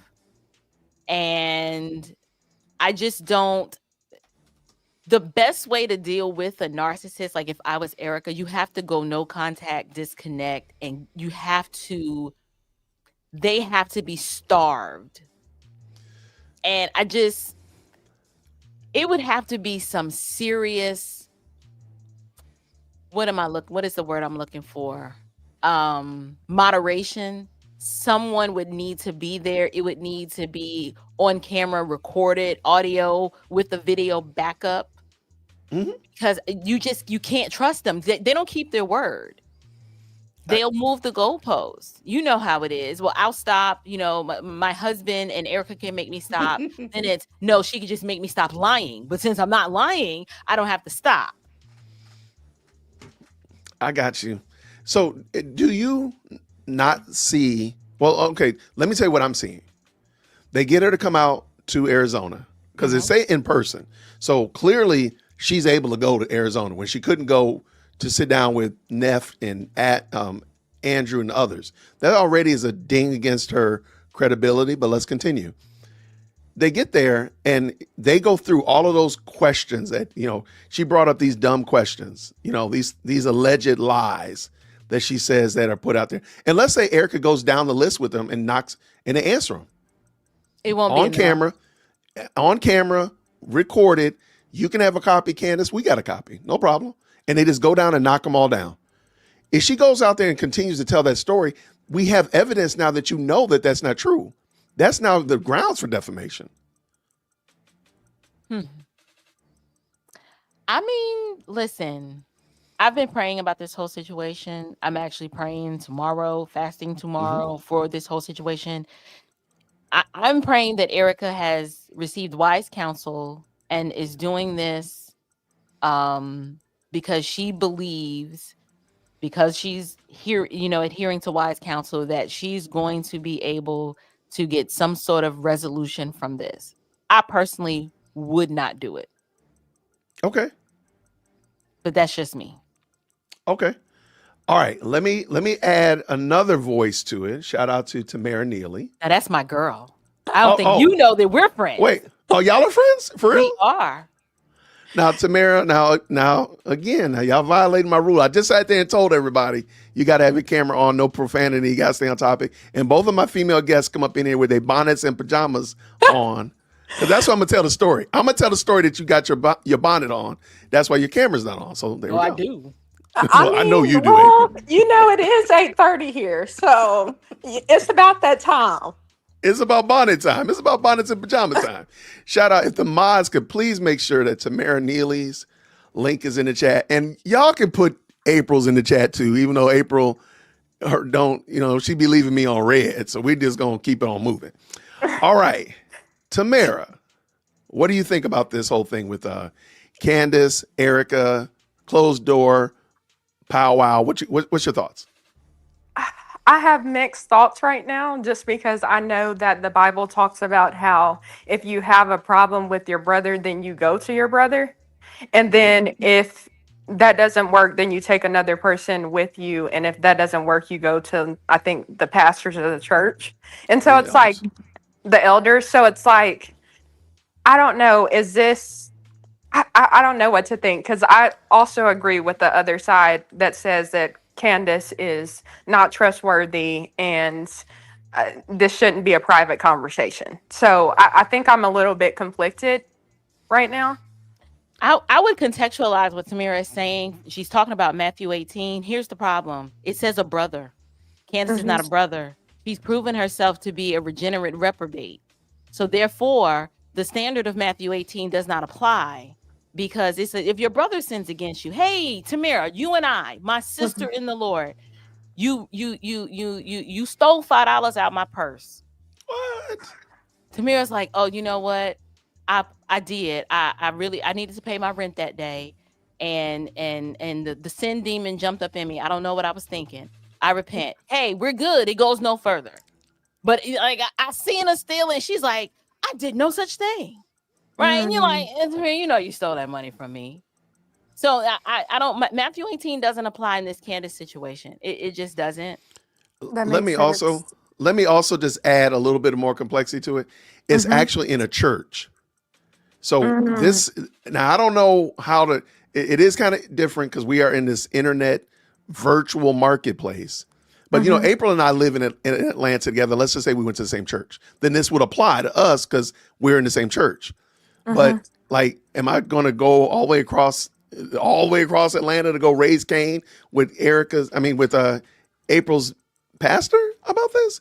I don't know if it necessarily applies exactly one-on-one, but I do believe that it's the right thing to do for me if I have a problem with Tamara, to go to Tamara off camera and say, hey, whatever you said really hurt my feelings, or what you said was, not right about. I think that's the right thing to do just from a human standpoint. The problem is, I don't think that it's going to go further with Candace because I don't believe Candace is a Christian. Right. I mean, if it was, our goal as believers is to live at peace with all men, right? You want to do good to everyone, especially those in the household of faith. But then at the same time, James 4:7 comes to mind. Submit to God, resist the devil, right? Like I'm not going to war with the devil, but what I will do, I think there's so many different principles that could apply here. In this situation, we don't know the legal bounds that Candace has possibly crossed. She's yet to provide the evidence and facts. I'm wondering if she's going to cloak a lot of what she's saying and try to get it to fall under the jurisdiction of commentary or hyperbole. I don't. We don't know what her defense could be if Ericka Kirk took the legal route. I believe, Mm. I don't have proof of this. I just believe there's a lot of blackmail involved in a lot of this, because this is how narcissists do. They hold information over your head. They don't delete anything. They hold on to everything. Every conversation you've ever had with them can be weaponized, and they will Mhm. use it. And so It's we just don't know. Um, None of us really know the inner workings of why Candace actually decided to take us on this rabbit trail. We don't know if she's just for kicks and giggles. This is just entertainment for her. Look at how all these people are watching me. We just really don't know. Yeah. And April, I didn't get to say hi. You are my girl Girl, too, okay? I love you so much. I'm so excited to see you later this week. And I mean, y'all don't know this, but April is one of the people who gave my channel a shout out when I had, like, what did I have, 400 or 300 subscribers last I year? love it. I I love it. remember. I love it. Yes. I am so I, proud of you too. How about Thank this you. will be our anniversary. This will be. I'm super excited for it. We met I don't at mean to break. Amfest, I don't mean Jay. to break up. I don't mean to break up this little girl meeting in the ladies' room. This is my channel, by the way. Oh, I'm so sorry. This is Jay Witt's podcast. He's the best. I actually have met him before too, virtually. Um, Girl, I'm messing with y'all. Y'all are. I'm just glad that y'all are able to jump on. I'm glad that y'all know one another. You don't have to. I will sit right over here. Matter of fact, I'm gonna join y'all off camera. There you go. I'll be like y'all. Y'all can be. Let me stop. Okay. No, I'm right there with you. Do you yeah. see any, Tamara? Let me ask you this: do you hmm think that there's anything good that could come out of this? Um, Potentially, and I do want to say that now that y'all have explained it to me, I do agree um with some of what you're saying. Like, I could see how this is problematic. Um, I think that I don't know. Right now, I just don't know. But Okay, maybe I I got think you. I'm just kind of keeping an open mind and seeing what happens right now. You know There's what else nothing I wrong with thought that. about, Jay? What you You got? know how everybody is being really hard on Brandon, and I get it. And I'm not defending Brandon because I don't Me know too. him personally. I can't imagine the amount of sleepless nights that he is going through, because I've been through this. I have been through this where someone you love is acting a plum fool, and you've talked to them and told them, you need to stop. This is wrong. Don't do this. And they're just not listening to you. And then you are also connected with the other party. And then there's this element of self preservation. If I go against my friend, I know my friend crazy. I know my friend would do the very thing that they're doing to TPUSA and Ericka Kirk, they would do to me, because there's nothing restraining them. So what the heck are we expecting Brandon to do? He's doing the Yeah. best that he can, trying to navigate this by saying, I love Ericka Kirk. I love TPUSA. I loved Charlie. And I love Candace. And I don't agree with what she's doing. And this is wrong. I think Tyler Robertson killed Charlie Kirk. And there's no evidence to support anything else that she is saying. So while we all might want him to gang up on her, you also have to think about how long they've been friends. Think about how many text messages she has between the two of them that can be either completely benign or misconstrued and turned into something else based on her pattern of manipulation. hmm Brandon's in a tough spot. And if Okay. I can see why, when he did that last video, when he was like, I just want to make my money and maybe just get out of all of this because this has gone too far. I felt that. I felt him I on got you. that. But at the same time, if you're gonna profess Christ, at some point you gotta count the cost and trust God's sovereignty to say He's gonna take care of me and I'm gonna be all right. I may lose a whole million followers over this, but at the end of the day, did I stand for what was right, or did I allow fear to cause me to compromise? And I'm not judging, because like I said, I've been here before where you just make excuses and try to explain it away and be like, well, this is not the person I know, but they wicked,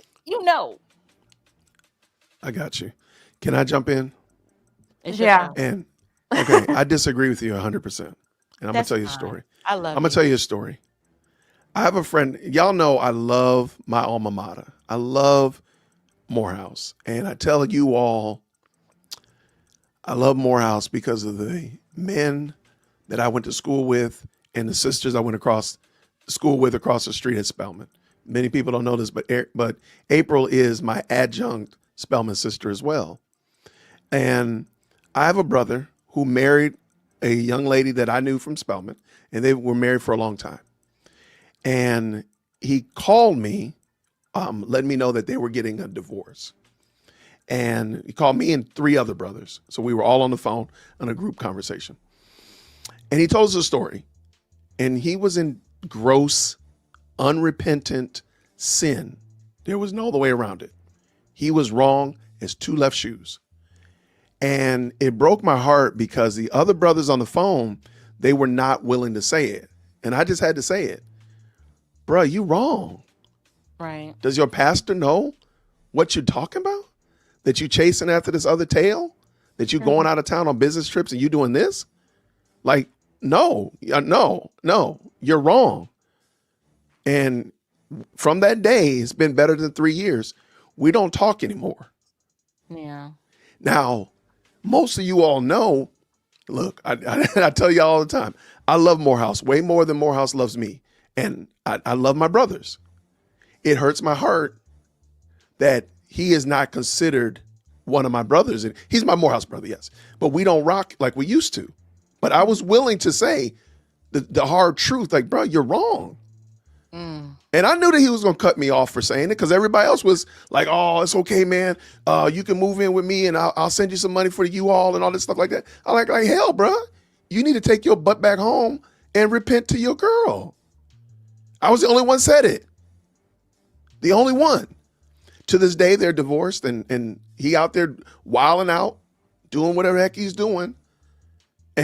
But so no, Brandon doesn't get a pass from me. No, I ain't saying For give him that. a pass. I said I'm willing to give him some grace, but it's wrong because at the end of the day, the damage that she's causing and the Lord chastens who he loves. And when we love our friends, we should be willing to love them enough and correct them and say, if you don't stop this, we can't be friends until you stop.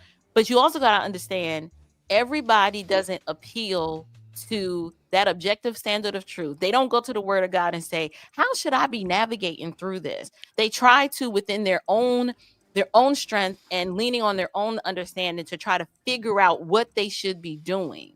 And so you got to think about the theological depth of the person that we may be, we're talking about Brandon Tatum. A lot of people theologically have been able to identify the problems there, and the fact that some people have a unbiblical understanding of loyalty, and they don't understand that Christ is supposed to be, you know what I'm saying? Like, he died for us and purchased us with his blood. So I didn't say it was right. I said I see why he straddled the fence the way he did.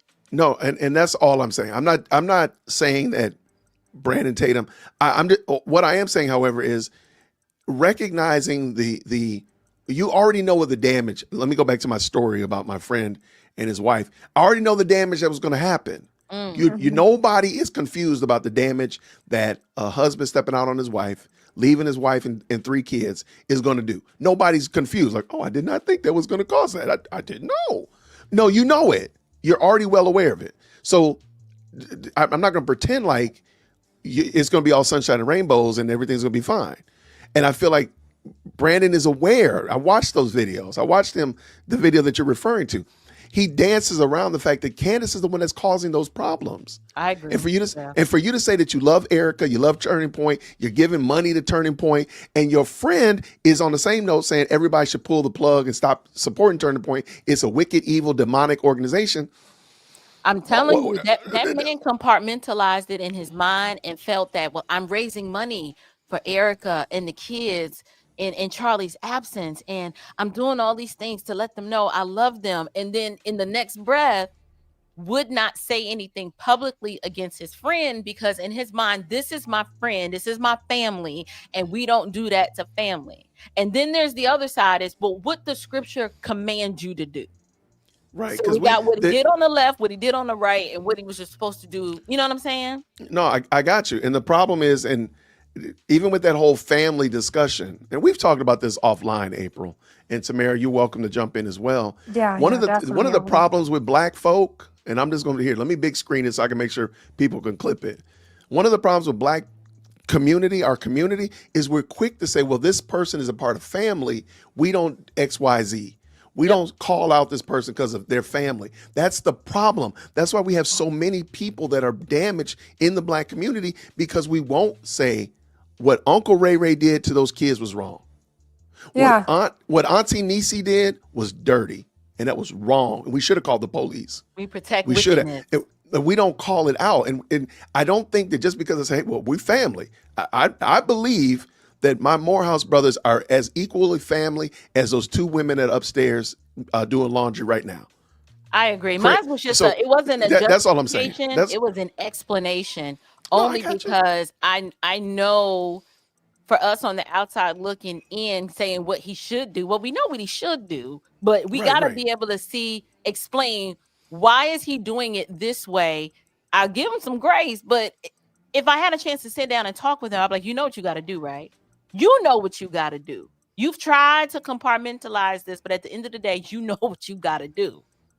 Right. I And got you. and I Very last thing, and Tamara, I want you to go. Okay. That's why you'll never hear me tell people that they got to unsubscribe from people. So when people say, Jason, you got to give them grace, I do not unleash my audience, the best live chat on the internet, the most electrifying comment section. I do not tell people to unsubscribe to anybody. That is my grace giving to you. You go and you watch it, you determine how to move, but I never do that. I will always say, go to this channel and subscribe. Go to Tamara Neely's channel and subscribe to her channel. Go to April's channel, subscribe. I will always do that, but I will never tell people unsubscribe to somebody. I don't do that. So that's my extension of grace, even to Brandon, because I've been on Brandon head for the last couple of days, but I try my best not to be. I don't do that. I don't weaponize my audience in that regard. I like to mobilize my audience to support, but I don't do that to tear down folk. So that's my grace to Brandon, even though I disagree with him on a lot of stuff. Can I ask Tamara? Tamara, do you think he's afraid of retaliation? Because I do. I don't know. So at the very beginning of this whole situation, I was watching B. Tatum's lives, and I ended up clipping one of his lives where he's clearly talking about Candace, and he's going in depth, and he's saying how he feels, like he's talking about the dangers of what she's doing. I mean, he's articulating it in a way that I haven't heard anyone else do it. And to me, it's like he doesn't really have much to lose, because we all know who he was talking about this whole time. So Right. clearly, I do agree with you. He fears retaliation, but the question is why? There's nothing to fear. You've already said a whole bunch about her without saying her name. So just go ahead and say her name. It's really simple. There is, well, I'm telling you, at this level of the game, when you got 5 million subscribers, you've got distribution deals, you've got all of these irons in the fire. We have no idea how intermingled these people's business lives are. And the way the narcissist will leverage, remember, their relationships are transactional.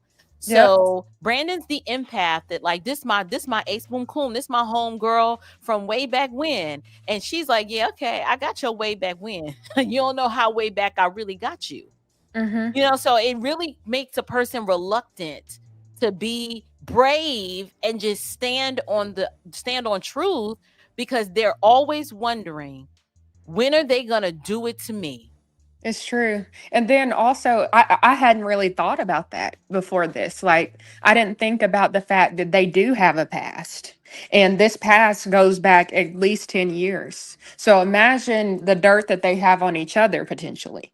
And they're obviously trying to protect each other for whatever reason, or at least Brandon is trying to protect Candace, but Candace hasn't been trying to protect Brandon. And Right. And the thing is I've been watching his numbers too, his subscriber numbers. I was checking them out just the other day, and it looks like he lost about 10 to 20,000 subscribers in the past like week or so. And so my thing is he's actually losing more trying to save whatever he has. And that's why you don't want to, if you're that type of person who wants to save your life so much, you'll lose it. And that's exactly what we're seeing in this situation. And that's why you've got to stick with the truth. No matter who it hurts, no matter if it hurts even yourself, you've got to do what's right, even if it gets ugly. Amen. It's fear of man. We all just got Mhm. to be honest. We say that we love God and we trust in his sovereignty, but yet that self-preservation and thinking that if God allowed you to amass this amount of success, will he not be faithful and get you back everything that you think you're going to lose by standing for Exactly. him? And God might have even given him so much more, because I remember making that video reacting to B Tatum when he had spoke against Candace Owens, but he didn't say her name. Keep in mind, obviously, you guys know my channel was really small at the time, but I was contemplating it, like, should I make this video? Because I know he's talking about her, but he's not saying it. But to me, he is saying it. And so I was just like, you know what, Lord, I really think you're leading me to do this. So I did it. And God has blessed me so much more than I can even imagine. And that's what happens when you do not fear. And that's why the Bible says, do not fear, do not fear. And it says it multiple times. And so I think that this is a learning lesson for everybody, even watching this, watching the Candace Owens, Ericka Kirk situation, Turning Point USA situation, to realize is there's lessons to be learned in this. And we all have, obviously we're all human, so we're all susceptible to sin and lack, and we all have the ability to obviously fail.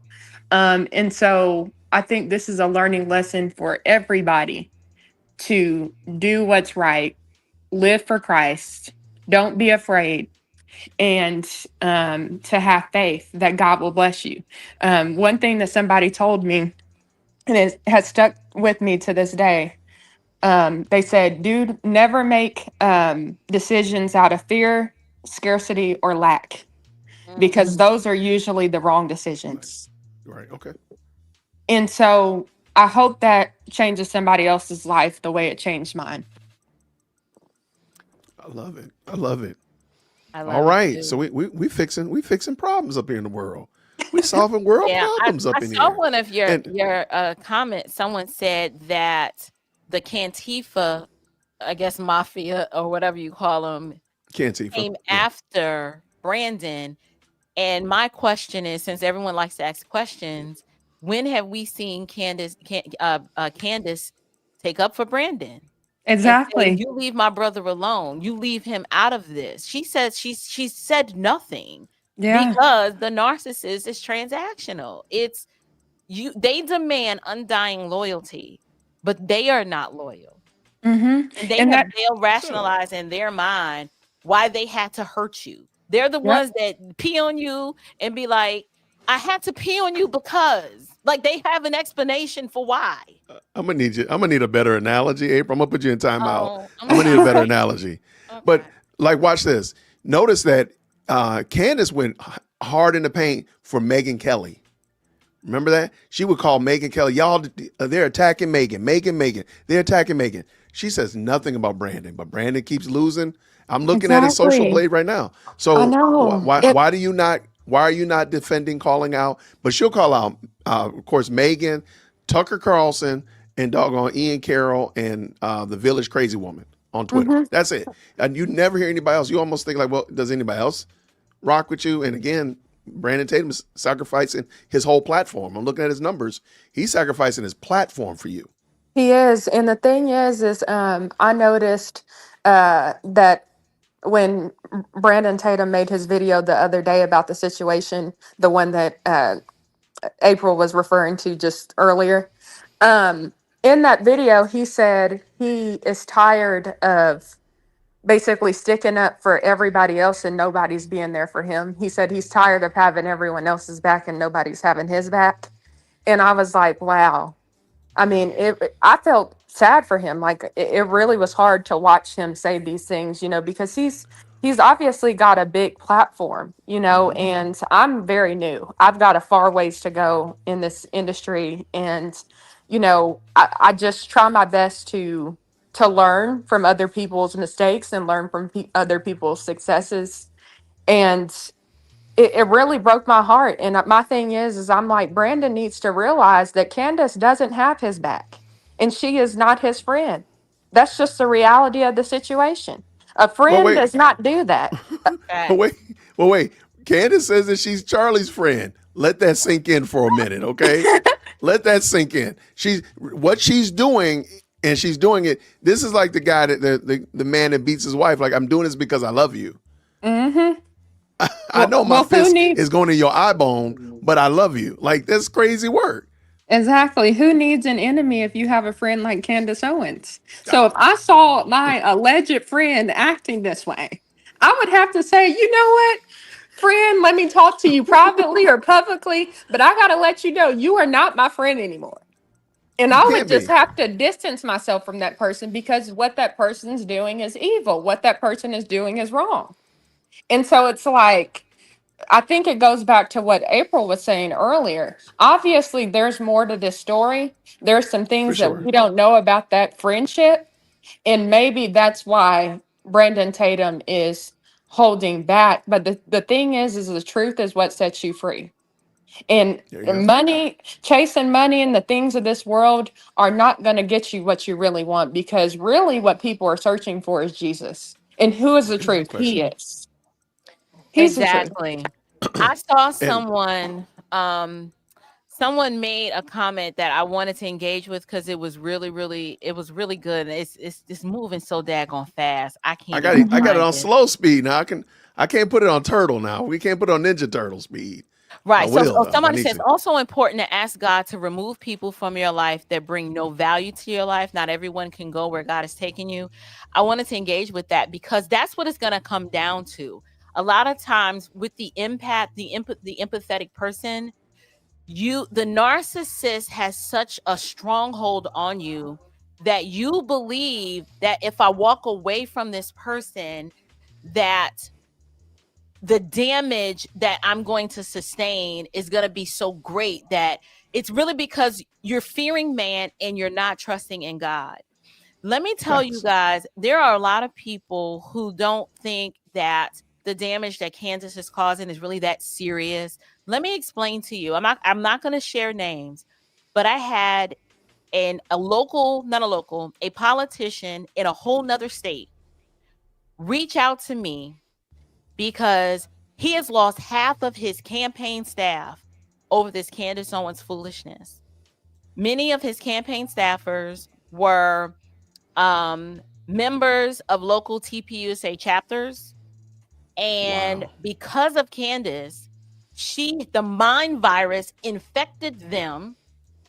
And they basically came to him and gave him an ultimatum and said, well, if you're not Team Candace, we don't want to work for you. And he was like, well, that was the litmus test for him. And he lost several staffers. And I mean, this mind virus is a little bit more influential than we think it is. Now, there are a lot I of got you. people who are saying, well, it's not that serious. This will all blow over soon. Well, now this is affecting political campaigns. No, I'm with you, man. Let me real quick. I appreciate it. Tamara, it looks like your camera did not connect. Okay, there we go. Okay, hold that. Sorry, y'all. Okay.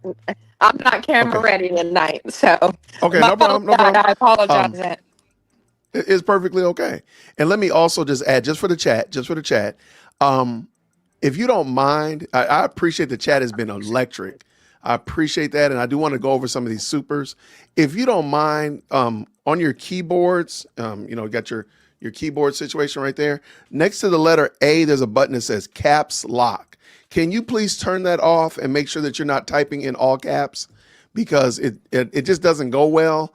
And I'm gonna go ahead and just ask that you turn that off. Turn off caps lock. You don't. We're not gonna be grammar police out here, but the caps lock thing doesn't go well. And just ask you not to do that, if you don't mind, respectfully. Thank you so much. Okay. And then somebody writes in all caps. All right, I need to help me out here. Help a brother out. I'm right there with you, April. I think that there's definitely more that's going on that people don't really realize, and it does cause some Yes. problems. It does cause some problems, and Yes. the narratives get out there and so on and so forth, and that's why I believe that if Ericka sits down with Candace, she's already eroded her credibility by Candace coming out to Arizona actually in less time than she had 2 weeks ago when TPUSA invited her. If she comes out there and they really knock down all these dumb things that these strange postulations that she's been putting out there, and they have it on tape, she has it on tape, she's gonna look like an extra fool with a side of ignorant. Plus, this now is defamation territory, in my opinion. Yep. So And we have proof that we told you that this is what happened. We have proof that this is what that person said. We even showed you the phone log. So for you to continue to say that, she's in more trouble than she thinks, in my opinion. And I do think that that's necessary to put down some of this foolishness, because really she's just an agent of chaos, as a good friend of mine said. She's just an agent of chaos. She's not really there to add value. She's not giving an alternative theory. She's just saying that the main theory doesn't work. So, but how Yeah. about this? If we look at the questions that Candace wants answered, has anyone asked, if we get the answers to these questions, is it going to get us any closer to finding out who killed Charlie? Because to ask the question, the amazing, heroic, magnificent Mikey McCord had blood all over him. Okay, if he had a little bit of blood or no blood at all, what difference does this make? right. This doesn't matter at all. It's None just a of the misspeak. answers to none of these questions has any bearing, or is it going to help Tyler Robinson in any way, vindicate him in any way? Like I'm just, to me, this was just a smokescreen and a distraction for Candace to amass attention to herself, destroy TPUSA in the process, taint the jury pool, get everyone to hate TPUSA so they could lose donors, and Ericka could be holding a defunct organization that has, no impact on this next generation. It's true. And I do want to say, April, you have been just outstanding covering this whole Candace situation. Every single time I've watched one of your videos, you are so well articulate. I mean, the conversations are always thought provoking. And I'm just like, I just had to give you a shout out because I love watching your content so much and you're doing such a great job. Because a lot of this stuff I hadn't even thought about. I appreciate that. I mean, look at question number 7. Why does that matter? Ben Shapiro and Charlie Kirk never had any bad blood between them. I don't understand. Like Let's say that they wouldn't. did. Okay, fine. Ben didn't kill him. So why are we Exactly. talking about it? Why are we here? I don't know. Mhm. Charlie was a committed evangelical only who liked Catholic architecture. She didn't Okay, like. what's the point? Okay. Charlie's faith being like, how is that going to get us any closer to determining who shot John? Well, really what we're I know his looking name's not at, John. yeah, Right. really what we're looking at is a list of all of Candace's grievances that are all about Candace. This is No all lie. about her. This whole situation has been all about her. And Which it all means that, started I'm sorry, go ahead. Well, I'm trying to and see if it I got the all other. started when she disrespected Charlie Kirk on day one of his assassination in her first live stream when she was talking about how Charlie Kirk was allegedly um, thinking about converting to Catholicism and just certain things she was saying in that first live This stream. one show up. I knew she was going to make this whole situation about her and her bottom line, which is to push Catholicism and also her hate for Israel. That's where it started. But sin and the enemy doesn't stop at a little. He wants to go big. And so that's why that list is really all about Candace. It's all about her ego. It's playing Oh, here we go. into Some her. others. which should force us to ask ourselves, she's irrelevant. And I'm not, when I say this, I'm not trying to be mean. When I say Mm-hmm. she was such a I non-factor am. in Charlie's life as of late, that is the truth. And if she really was his bestie, then has anyone ever asked Candace, do Charlie's kids call you Auntie Candy? Of course not. She wasn't Right? even invited to the To the funeral, well, to the you memorial don't have, service. I mean, I wasn't invited either, but I went. Right? Right. I went. But not only that, did anyone ever ask, were you at Charlie's wedding? She wasn't. Right. Wow. She This Yeah, wasn't. one of my narrative, subscribers mentioned that today. She what wasn't the at the wedding. narcissists will do is they will take something that is true, some material fact, like we were friends in 1985 at PS 93, and they will Come on now. imagine that that's my best friend. And you're like, well, yeah, technically in 85, but not in 2025. But it doesn't matter because they live in an alternate reality, and they've convinced themselves, they are convinced of their own lies. Yeah. So when she tried to paint this picture, when when y'all see, I got a lot of flack when people said I went too far by framing her as a jilted lover. Did I? No. No. But I got a lot of pushback. I'm talking I got a emails lot. of people saying that I was out of line and inappropriate. I was like, live long enough. I was like, I don't know, maybe you're 5, but I'm not. I know Well, that whole jilted lover. I wish it was me. It was a mess. but watch this. Now people say it and nobody even bats an eye. They're like, yeah, woman scorn, yeah. Waiting to exhale. Everybody got commentary now. But when we said it before, they was like, oh no.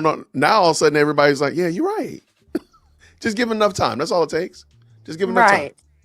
Mm-hmm. I'm telling you. So here's the other, I don't know, 7 or 8 alleged falsehoods. But like number 8 right there off the bat, Terry, it really doesn't matter why the man took out the SD card. The SD card is safe, and she actually attests that she saw the video. So you know the video is intact because you saw it allegedly. Wow. So why is that a big deal that he took it out because the police did it, or because as if, and again, number 9, again, Candace is just trying to be obtuse. She's being intentionally ignorant, like as if a camera doesn't have insurance on it. And we all know this. The camera would be insured. It's the SD card that's invaluable.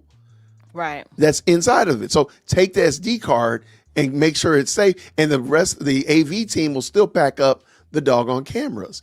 But why is that even a lie though? Like that's the thing. Like, fine, you don't understand it, but that doesn't mean it's a lie.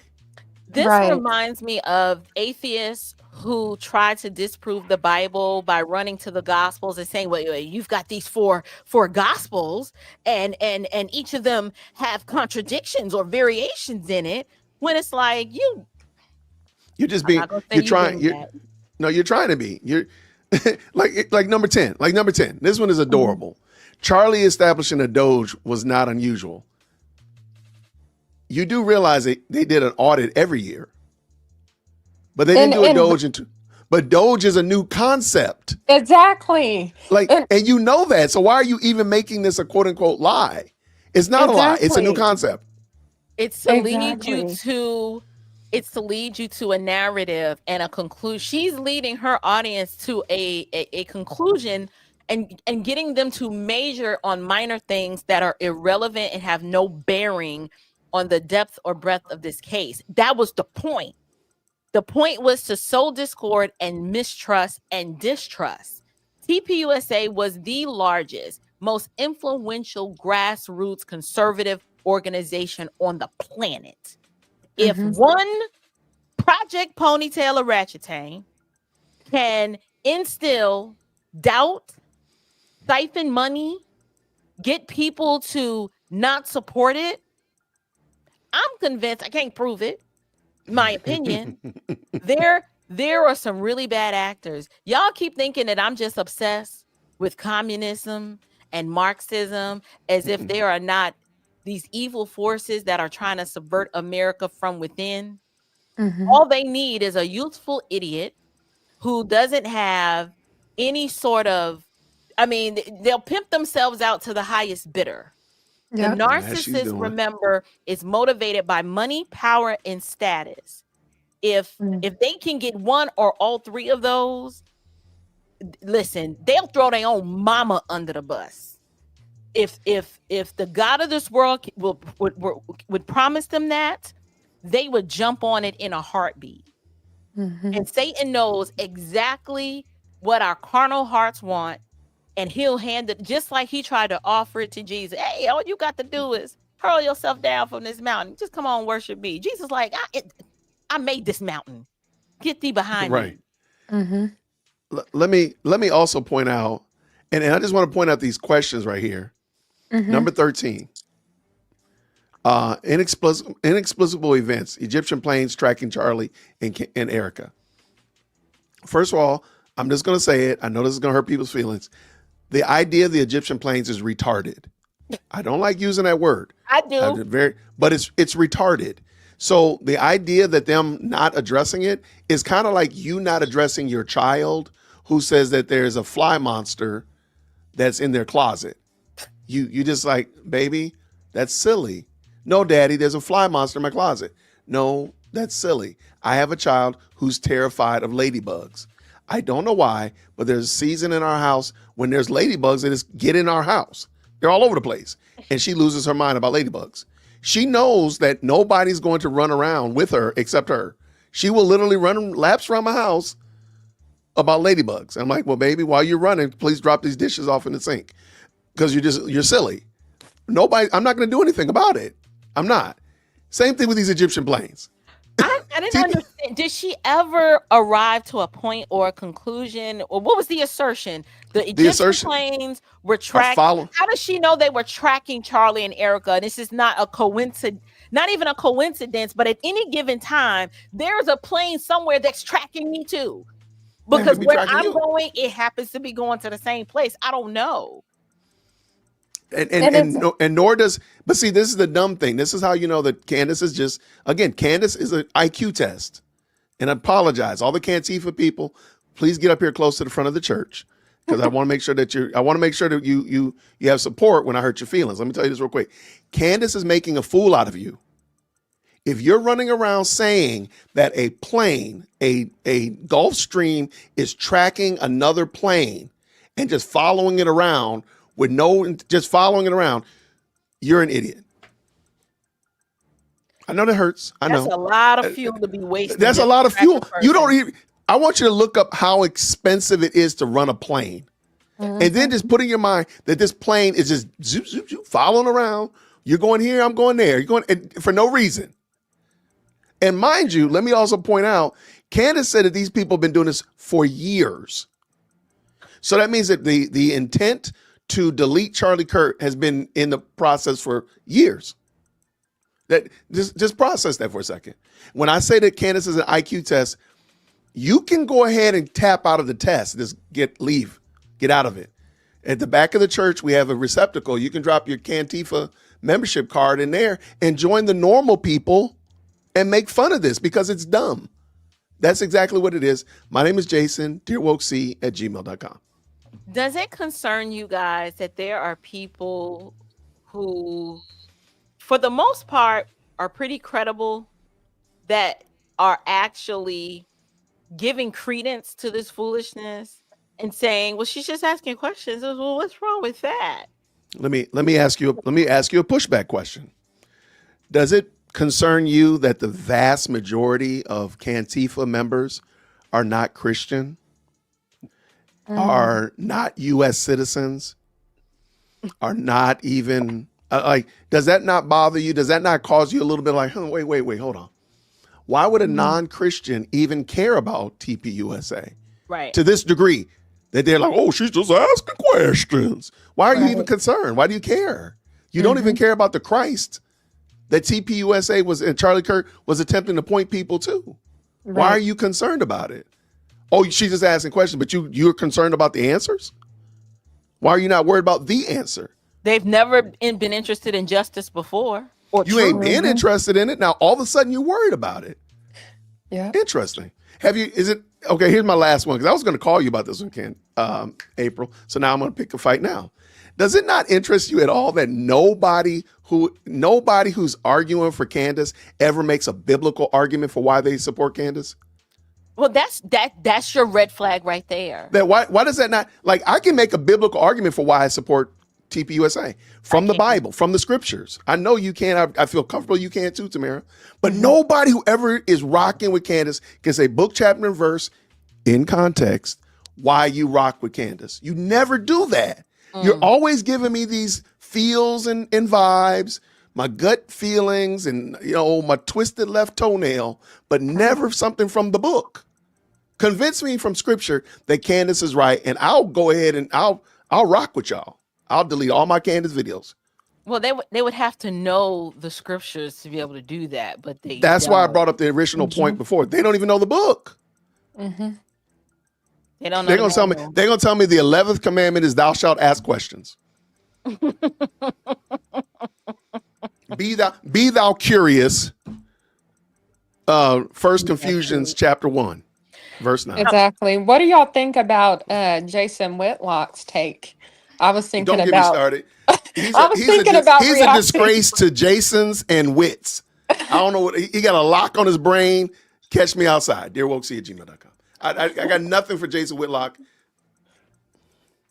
Here's what I will say, just as a word of caution to anyone who ever wants to be a content creator, has a desire to be a content creator, or just in general. These platforms, if you don't have people in your life that love you enough to tell you the truth and hold you accountable, are incredibly corrupting. Mhm. Meaning they will have you out here doing anything strange for some change. You are constantly a slave to the algorithm because you're trying to figure out what is it that the little audience that you've carved out wants. And it's this dopamine hit that if you make a video and it doesn't get the response that you were expecting it to get, it can have the ability to play on your psyche, your self-esteem. It can and cause worry and anxiety, especially if your lifestyle and your income is predicated upon your success.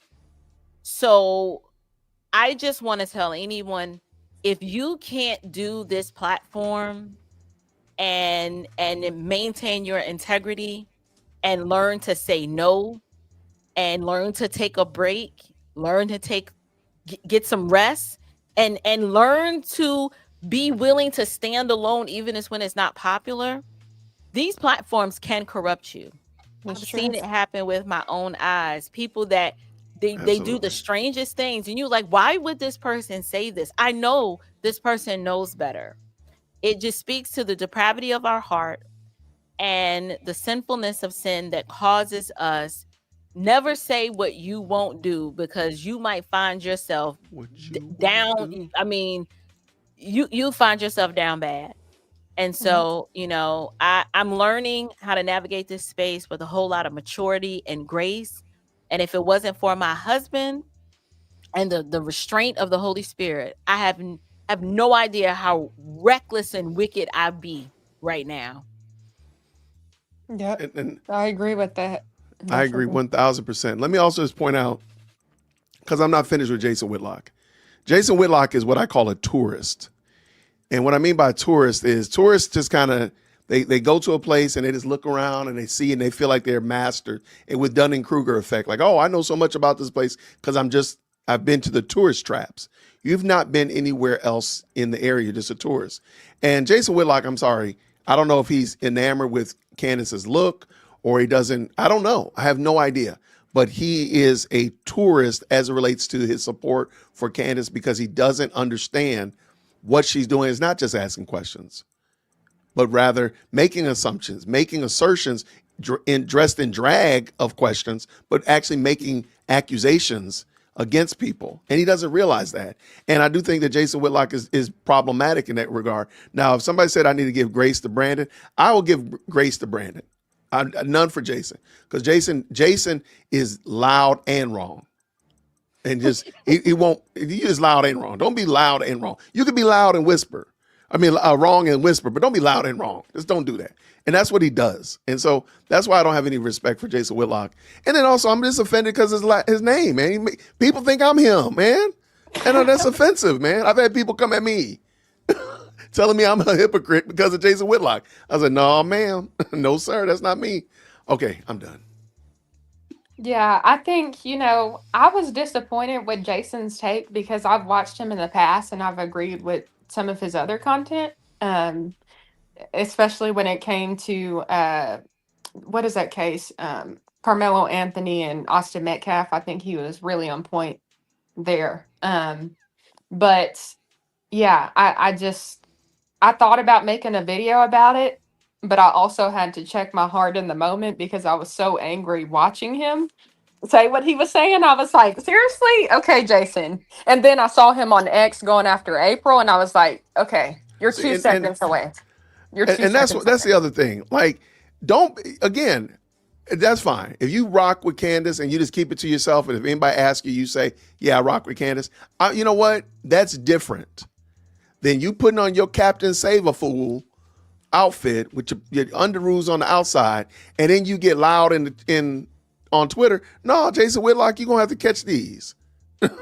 You're gonna catch these, man. You're gonna be wrong. Because April was 1,000% correct. John Amachuka was right on the target, and you over here talking all crazy and foolish. And no, just go on somewhere and sit down. You and your tourists and your little other people. Go. You're wrong. Exactly. I'll say this. I attempted to have a discussion about this. I've never met Jason. I don't have anything disparaging to say about him. My comment was a very general comment in general, in terms of how we all need to steward our platforms better and trust God, that if God is sovereign and he gave you a platform and he planted you where you are, even through the ebbs and the flows, your job is to remain faithful. So I disagree with a lot of people. I don't agree with everyone, and I don't expect everyone to agree with me. But I pay attention. Everyone has their reasons for why they do what they do. My goal is to we got an appeal to an objective standard, and it's just got to make sense. It's got to make sense. And we So have to outside of realize, that, that's all I have to say about that. yeah, and I think we have to realize, as influencers, how much influence we actually have on the conversation, and that's why I try to be prayerful about my content and what I produce. And, you know, I try to choose my words wisely because of that, because people watch you and they take what you say seriously, and they'll remind you of things you said that you don't even remember saying. And so I just think that, yeah, I agree with you for sure on that. Right. I'm not trying to create unnecessary enemies. I mean, we have enough to contend with on the left. But to see the right key players who you would think have enough biblical grounding, or at least enough biblically sound people around them, they would be landing different if they were comparing what they see against God's objective standard. But Yeah. you can't make a person do that. It's got to be there. For sure. Yeah, And then also you have to consider the conversations that they've had with said person, because I know that Jason Whitlock was at Tucker's birthday party or something, or holiday sure party. was. And so, and I Christmas know party. Candace was there as well. So I'm sure they've had conversations, and he's a big fan of hers for some reason. And it is one of those situations that, like you said, April, there's enough problems coming from the left, and we're fighting against them, and we don't want to create unnecessary problems on the right. And that's why when it comes to people like Jason, it's like, man, it really is unfortunate, because I do agree with him on a lot of, some of his content that I've seen in the past. And so it is disappointing when you don't agree with somebody's take. And I know that we're not always going to agree with everybody, but it's just like, I don't know. It just it took me by surprise hearing him say what he said. No, I'm with you. I like it. Hey, real quick, let me march through these supers real quick, because there've been some very kind, and there's some comments that I want to bring up again. How do we know? Thank you so much, Miss with the two. Says, how do we know that Ericka and Candace actually are meeting? Well, they said they will, and so I don't see any reason why they wouldn't. So I'm gonna go with I'm gonna take that they're gonna meet. No, I'm fine with that. You know what? I think we'll see. We'll see what happens when Candace gets out here, when the embargo's over and she starts tweeting again. That's when we'll know. Shout out to Goose. Goose again with the 5 says this: Arizona's a one-party consent state, so Ericka can legally record it with video and audio and not tell Candace. I bet that happens. I'm with you. That would be very interesting. How interesting would that be? That's crazy. Thank you for that. Virgil, thank you so much, brother. Came through earlier. My people, keep on keeping on, brother. Thank you so much, Virgil, for the $20 super, and I appreciate you very much for following through, brother. Thank you. And by the way, I think the mods had already dropped Virgil's Substack in the chat. Make sure y'all go check out what he's doing on Substack. He is really crushing it. MT came back around with this as this: best play wouldn't have been debunk her publicly, shut it down, and refuse further engagement. Simply, I will do what my husband wanted: kick rocks. Yeah, I was only addressed it one time, and it would have needed to be pretty impactful. Right. You address them once, and then you don't give them any more of your time and energy. TPUSA has way too much work to accomplish and things to do to be fooling around with scamdus. I agree. I'm with you. No argument for me. And that's why I was hoping that this will shut it down, put an end to it. Who knows? Maybe she come in there, walk in there, and get hit with get served with a defamation lawsuit. Who knows? But I'm with you. Rage Bronson, thank you so much, brother. This is a fantastic content creator. We've talked about his videos here on the channel before. Does great deep dives. He says this: April and Tamara are speaking facts. Shout out to the chat. Love to see so many people pushing back against Cantifa now. Shout out to Bronson for sure. Mods, if you could, please make sure we all can go check out what he's doing over there. Thank you. And then what is this one over here? Another Jason come up in here with the 5 says, Brandon is a oneness, not a true Christian. I'm praying. Oh, is that what he's trying to praying? He comes to faith in the true and the living Christ. We worship a triune God. And we can have a discussion about this, but because somebody asked what is a oneness. I saw that comment in the chat. Oneness is basically the idea that there's not 3 persons of the Godhead, but rather one God that takes on a different mode or different persona, depending on the Father, Son, or the Holy Spirit, whenever it's needed. It is called the oneness idea or modalism. That's a very quick breakdown. Thank you so much for that, Jason. Cindy said this with the 10. I believe this meeting is to put Candace on notice. If she continues with this ridiculousness, there will be legal ramifications. Ericka is more savvy than people realize, and God is on her side. Well, thank you so much. Tamara, what you think about that? I totally agree. Yeah. Yeah, I think I got no problem with that. I can get with that. And I don't need to see it. So if they serve her and she just come back next week, Tuesday, talking about the Macrons, we know something happened. I'm fine with that. I'm fine with just, hey, something happened. I don't need to know. MT came back around. Respect boundaries, though. That's the problem. If you got met with I got you. But she got a lot of lawsuits already, man. She got this one and any other ancillary suits and things of that nature. I don't think she wants to keep doing that. You don't get it. When has that ever stopped a narcissist from self-destructing? When they're over the target, you have to remember it's not like they're trying to preserve themselves and hurt you. They want to hurt you even if it destroys themselves. this dust up has caused so much damage that professionally, I mean, somebody might work with her again, but the vast majority of people like stay as far away from her as possible. Yep. Especially after the Daily Wire released that video Yeah. of her, explaining why she got fired. Like that was a really powerful statement from, I think his name is Jeremy Boeing. I hope I'm Boring. I think his name is Boring. boring. Okay. By Yeah. the way, real quick, I was told that Neeson Black is in the chat.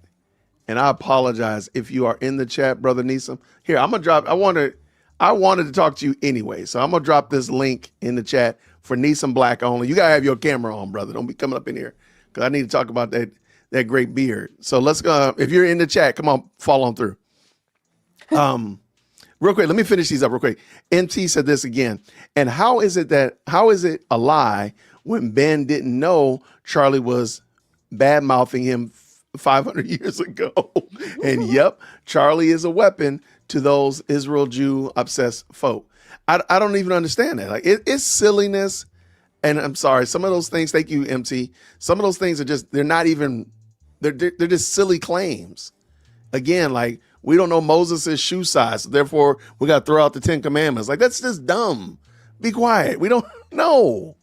Silliness. Please check out Melissa Doherty's latest episode. It's 3 hours, but explains Candy and Tucker very well. Worth covering. Thank you, Miss V with the 5. Maybe we'll do that tomorrow. I appreciate it. Have either of y'all watched that by any chance? No, I haven't. I didn't even know she did one. I have been keeping up with Culture Proof though, with Miki and Will Addison. They do an amazing job of breaking down the narcissistic personality disorder, the biblical root of bitterness that it stems from, and how, in their opinion, they believe that some sort of childhood trauma happened to Candace that causes her. She's got a long history of either harassment, bullying, doxing, Lawsuits. being vindictive, lawsuits, get back at you for this if I don't get my way. It's just a long wreckage of this kind of behavior. Here, let me throw one out there for people. Why is it that this is just something that I've been theorizing? Shout out to Willie Doc, my brother, with the $3 super sticker. I got a question for you. Why do you never, ever hear about Candace's dad? You always hear about granddad. And sometimes you hear about her mom, but you never hear about dad. And since Candace's last name by birth is not Owens, why does she go by Owens and not her actual birth last name? And extra bonus points when you find out what her birth last name is. No, It's not I'm Owens. curious. It's not Owens. Why is that? So that might be part of that trauma that you're talking about, April. I think there's a lot, there's a lot of peeling to this onion that's going to need to happen. But, hey, y'all done dug into Ericka's Miss America pageant conversation and so on and so forth. And I guess maybe we need to talk about Candace's too. Just asking questions. That's interesting. Especially when y'all realize that she took a shot at Ericka the last time when she was talking about April 24th is her favorite day of the year. Does anybody know where that came from by any chance? No, what was that in reference to? No. Anybody? It'll pop up in the chat because the chat is amazing. It comes from a movie called Miss Congeniality, and it's about a beauty pageant contestant. And they ask her about her favorite day. And she said, oh, well, April 24th is my favorite day because it's not too hot, it's not too cold. You can wear a light jacket. And it's trying to show that beauty pageant winners are not very intelligent. Who's a beauty pageant winner? Wow. See how dirty they do? Oh, that was trifling. Yeah, that's why she did it.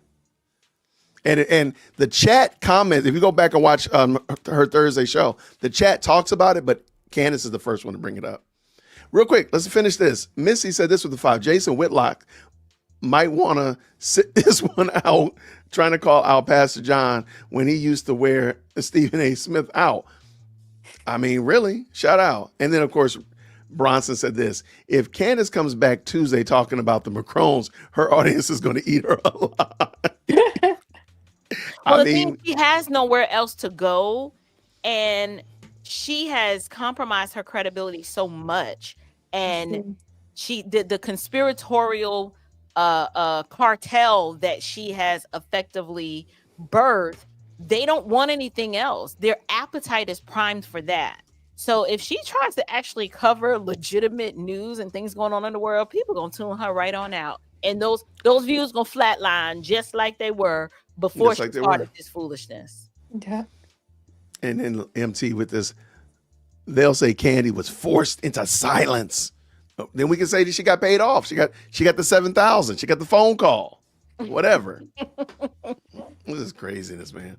I don't know how all many kinds- times I've been asked if I've been paid $7,000. Like, oh my God. Seems like an everyday question.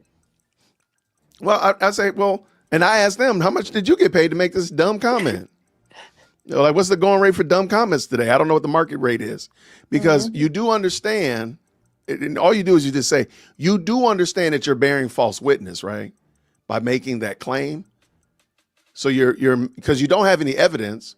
Candace doesn't even have any evidence that this is real. She just pulled it out of her posterior and started saying it. But you do realize that you're lying on me. Okay, so I want to make sure you're aware. But you're the good guys. We'll make sure you know that. It's a mess. It's a mess. I just, when this is all over, I think a lot of people are going to be like, how could I be so gullible? Mm. I mean, 'cause I feel like those of us on our side, we're like, well, listen, we want the truth too, Facts. but not like this. Not and we're at the unwilling- expense of this foolishness. Right. This is just silly. I'm just like, how is this going to help us at all? What does this prove? It proves nothing. And she's yet to provide any evidence for her claims. So it's like, you just want us to trust me, bro? That's what you want?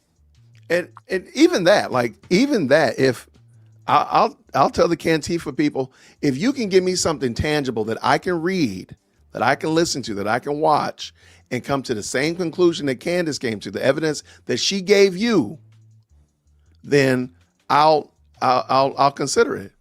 Because, you know, I told my audience about a week ago, you know, Candace came to my house and knocked on my door and tried to sell me some bootleg Girl Scout cookies. And I'm like, I've given you as much evidence as she has. Like, you can't tell me I made it up, because I've given you just as much proof as she has. I actually have proof too, by the way. Hold on, let me find my picture.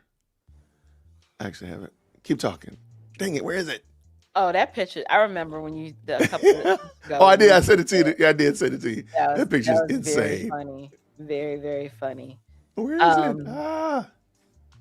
Here's, like I said, I want to be tethered to the word of God. I want to test Facts. everything that I see against that objective standard. Mhm. And nothing that I see from Candace's behavior, her words, the messiness of it all, it's just not, it's not giving me fruit of the spirit vibes. Okay. It's just not. I just feel in my gut, down in my spirit, man. All the way down there. Down there, it's just, you know, I mean, I'm also, from all of this, I smoked out. I don't know if you watched my show the other night. I smoked out what I'm calling the EBT Republican or the EBT conservative. There is this whole element of grifters and scammers on the right that are not tethered to anything conservative at all. They just saw an opportunity and they shape shift like the wind. Whatever, they will exploit this until they find something else to exploit. And I think what it did was it caused me to double down on my values and to make sure that my why is rooted and grounded in the truth of the gospel and the great foundation of which this country was founded upon. But I'm smoking them out. People sending me every day. I found another EBT conservative. I found another EBT Republican. They got all the signs. Can you explain what it is? Huh? Can you explain what it is? Because I did catch your live, but I caught the end of it. So I just heard you saying EBT Republican, but I didn't know exactly what you meant. I love April's words. Basically, the EBT Republican is a pejorative term that I coined, and I ascribe it to the individual that they pretty much undermine all that the conservative platform stands for. And what they do is they're really lefticals or liberals, but they've come over on the right. You know, they'll throw a little MAGA hat on, spout a few conservative talking points, but look at what they advocate for and how they speak about government. If they're always the ones that are wanting an initiative, they want a check, they want some money. Well, what are they going to do for us? They want to be on big government's payroll as a conservative versus espousing the tenets that we believe over here. It's like, look, keep what you earn, right? Right. Have the proper role of government, but outside of that, keep your hands off my guns, right? And stay way over there away from me. They don't come from that framework because they don't understand the Constitution, and then they don't live conservatively. That's so the part. That you'll part right see there. them, they got an OnlyFans page, but yet they talk about make America great again. You know, they don't try to embody anything that would lead you to believe that they believe in the heteronormative nuclear family. Right. They got a lot of saucy sodomite friends around them. I mean, it's just so many. I didn't even get into all of that on the show. But can we also agree that they would definitely be persons who hold to conservative ideas apart from being rooted and grounded in a biblical Christian worldview? So sure, you might say something like, again, you can have somebody who says, I believe in a one woman, one man, married forever. They could say that, but they tip it out on their wife. They're messing around on some OnlyFans, and they support their friends that do that. Yes. Why? Because many conservative viewpoints are just common sense. When the smoke clears, it's really common sense. And so they're able to say that, but they don't actually, the reality isn't there from the scriptures. It's just common sense. Right. They borrow from the Christian worldview. So basically think What's up, Crystal? Christless conservatism with a little bit of hood ghetto swag. I can't stand you. You know, that they want to fight you. You just be like, go on to sit down somewhere. Look at you. But that's an EBT conservative. Okay, now I've got a good rundown because I was like, I just remember seeing Angela on X, and I was like, yeah, she looks like she gets EBT. So I'm guessing that's where you go. Guessing. Shout out to her. Go on and collect your fake conservatives. Listen, looking like Newports and regret. All right, there we go. I'm sorry, I'm not you. All right. Wait. Chicken Grease, what's up, homie? How are you? Grace and peace. How's everybody doing? We holding it together, friend. I'm doing well by God's grace. Thank you for asking. Thank you for having me. I just came to say hello to all. Hi, April. Hey, Hi, beautiful. Tamara. That's my girl right there. Hi. Hey, Jason. Why is everybody your girl? Like, dang, I don't have any friends. My mods. I need some friends. Yeah. No, I just, I like how she said, yeah, thanks, homie. No, Thanks. listen. We still got that battle of who's the Black Pope. Oh, you can have it. I'm done. Okay, because I was going to call Mary the co-remixes, but anyways, she a DJ. No, anyways. I just thought it was very interesting because y'all been cooking all week long, like all of y'all. And I said this a while ago, that what this has done is because you saw the gospel go out, and light is going to do one of two things. It's only going to light those who are supposed to be lit, or it's going to expose the darkness. I like it. And I like it. Uh-oh, what happened? What happened? I don't know. I guess She was cooking. she was cooking. Warmed up. The light exposed her bad Wi-Fi. I will tell you. Oh, no. What happened?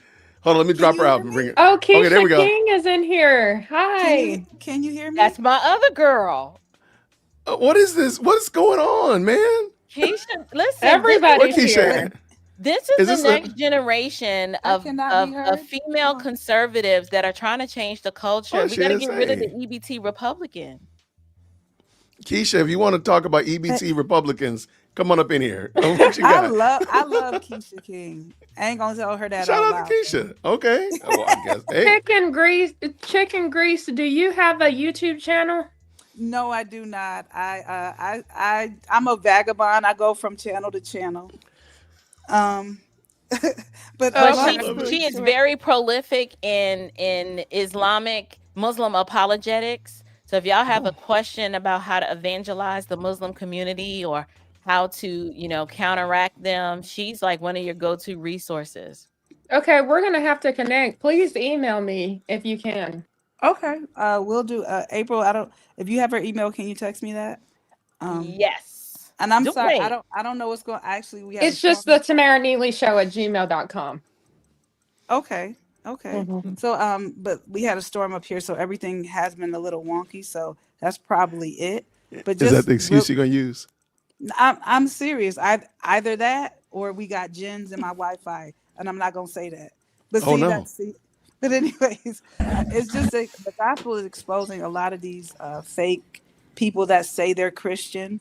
Because if you hate people expressing the gospel and sharing the gospel, that's the light exposing you for what you are, and you a roach that the light done turned on. Not a roach. Yes. And I mean, I I listen, love it. I'm gonna behave myself, but I did come up with a new coin, April. I said, we got M to the O to the Molisha, but I'm gonna behave myself today. I'm gonna mute. Yo, chicken grease is hilarious. You gotta I let love her. it. She is funny. We've talked before, but now okay. I know where you She's are. I trying know to where be you are. all prim and proper right now. What? Bless her heart. Listen, I am not. I have to behave because I ain't in no. I'm in somebody else's house. I can't Thank put my you. feet on the furniture. No, you don't. You don't put your That's friend. what I'm No, saying. no. I was raised right. I guess that's what you're saying. Hey, Thank you, girl, for coming Crystal. by. Hi, What's going Crystal. on, Crystal Beyond Labels, y'all? By the way, mods, if you could, please make sure that if Keisha King comes up, y'all can put her link in the chat. Absolutely, we'll put a link in the chat now because she's in the building. And we also got Crystal Beyond Labels up in the house. Now, Crystal and I have done panels upon panels upon panels, so this will be a chance for her to come on here. And go ahead, Crystal, let us know what you got. What's happening? Hey fam. Hey, how you doing, Jay? Hey I'll hold it everyone. together. Nice to see Hey, you all. how are you? I am doing well. I've been sitting here trying to put all my stuff together again for round two. Tomorrow, a few of us are going to get together and talk about the disrespect of Candace and the Oh, disrespect of the Conservative Party that has they don't act like Christians. And I think a lot of people think conservative means Christian when that's not Mm, what that actually means. I told So a you. lot of Christians have fallen for this thing that as long as I'm conservative, I'm Christian. And I think God is using this moment to open people's eyes, to put their eyes back on Him and not a party anymore. that's I like good. it. I like it. I like it. Amen. All right, now have either of y'all, my new guests, did y'all hear that Ericka, Kurt, and Candace are allegedly supposed to have some kind of face to face on tomorrow? What do you think about that? I just have Off a camera. question. Go ahead.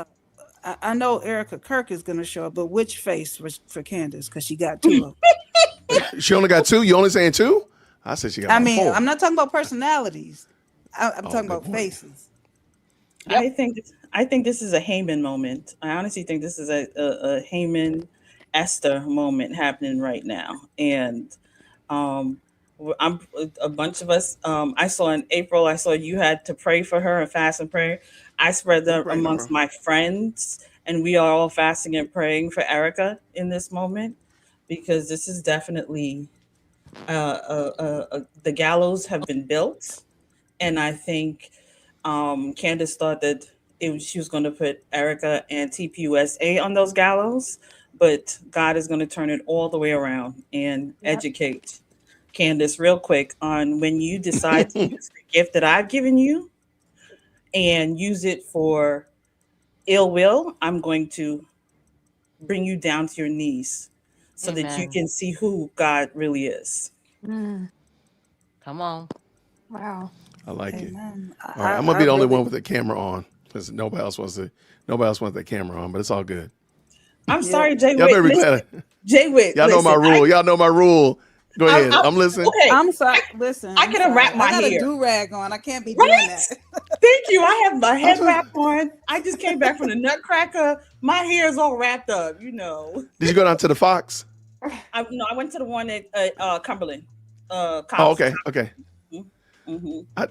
I do miss that, but Go ahead, I see you, April. I April. like What is that, April? What is that? Go ahead. Listen, I was sis. tired of looking at the little She's gray giving little facts. dot. I just had to go find something. I don't know. I love She it. just I said she love found it. something. This little old thing. Girl, stop. I'm I mean love her. mugging. That's that New York. I love it. All right, so give me anybody, any of my panelists, feel free. What do you think what's going to happen from here? Where do you see this going? So Tuesday morning or Monday evening, whatever, what's going to happen? What are we going to see on Twitter, on YouTube, and these YouTube social media streets? What's going to go on? Let's go. Anybody? Candace is a narcissist, so I don't see it doing anything more than her being more narcissistic. That serpent that's in her is just going to keep rearing its ugly head. She's going to try and twist things as best as she can. And I mean, I know it's a sit down powwow, but I even feel like the time that she's sitting there with Ericka, she's going to be trying to plot and scheme and twist things because, like I keep trying to tell people, Candace is a narcissist. I spent 3.5 years in a relationship with a man that's a narcissist. I have a PhD in narcissism, Listen. okay? PhD? Listen. Yes, I do. A PhD? That woman is a narcissist to the highest level. So, Ericka going in there, she better just come in there all guarded up, full armor of God, messing with Candace. Okay. I else? Go ahead. Go ahead. I was saying anybody else. Chicken grease, feel free. Yeah. I'm sorry. I was just grabbing my charger cord. I don't want y'all judging me. My I'm gonna judge other you. device dies. What I see is her remastering a new narrative, saying that, oh, well, before I went on, they said I couldn't do XYZ. That's why I didn't get to do ABC. There's really something going on. There's always the something nobody ever gets receipts for. She's just going to try to capitalize off of this. And honestly, to be quite clear, the contrast of day and night after this young man's murder, we see why you're not Mrs. Kirk. We see why. Ooh, ouch. I mean, we didn't see her participate in any of the revival, celebrating, and lifting up Christ with everybody else. We didn't see any joy or any sort of hint of celebration that people were, finding a renewed sense of faith, going back to church, looking up Charlie's content. That woman was not about to have Charlie Kirk dominating the algorithm while she's on the platform. She just couldn't let that happen. And so what do I see? I'll tell you what Ericka's going to be doing. Tuesday on forward, she's going to be focused on AmFest and being the CEO and meeting everyone and just being in the moment right there at the largest conservative movement. I mean, this is the culmination of TPUSA's year. And what people keep forgetting, this is a youth movement. So yes, the who's who of conservatism is going to be there, but it's going to be a lot of kids there. A lot of young people, a lot of college students are going to be there. And I think we keep forgetting that that's what this is about. We're engaging in a spiritual war on a cultural battlefield.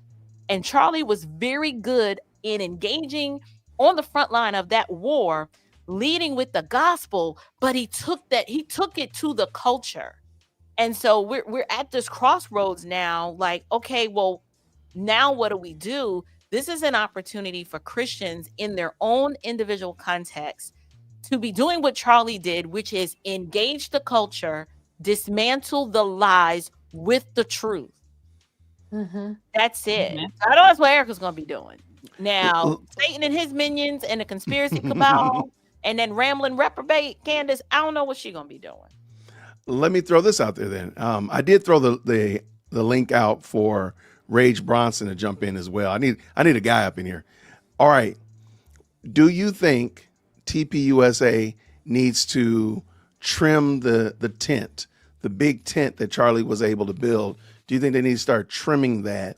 Don't need to say who they need to trim out of the tent, but do you think they need to start trimming the tent in? Like, yes, bring it in. April? Absolutely. Tamara? Let me think about that for a second. Okay, no problem. Crystal? Trimming the tent, like how? Like So staff-wise, they have or- a lot of people with different ideas that maybe they haven't really vetted, or maybe only Charlie was able to wrap his arms around them. I'll give an example. Like people already said it, Tucker. Absolutely. Like, then. okay, Yes. so they need to trim the tent a little bit. Is that fair? Yes, because Okay. Charlie left this world talking about he wanted people to remember for his faith, and let's just say that TPUSA really, after his assassination, it became more heavy on faith and revival, like the ladies were saying. So now we have people that are trying to take that away. No, you need to remove people that want to do that. Okay. I would What do you got, chicken grease? I would agree with you, and I'd say even before his death, he was reaching out to, like, I know fellow Christian apologists in the background, asking them to engage and to be a part of it. Because honestly, if you're already on the public forum engaging with, like, say, more of the, like, say, Hebrew Israelites, Muslims, it can be a little hostile. It's almost like a college setting already.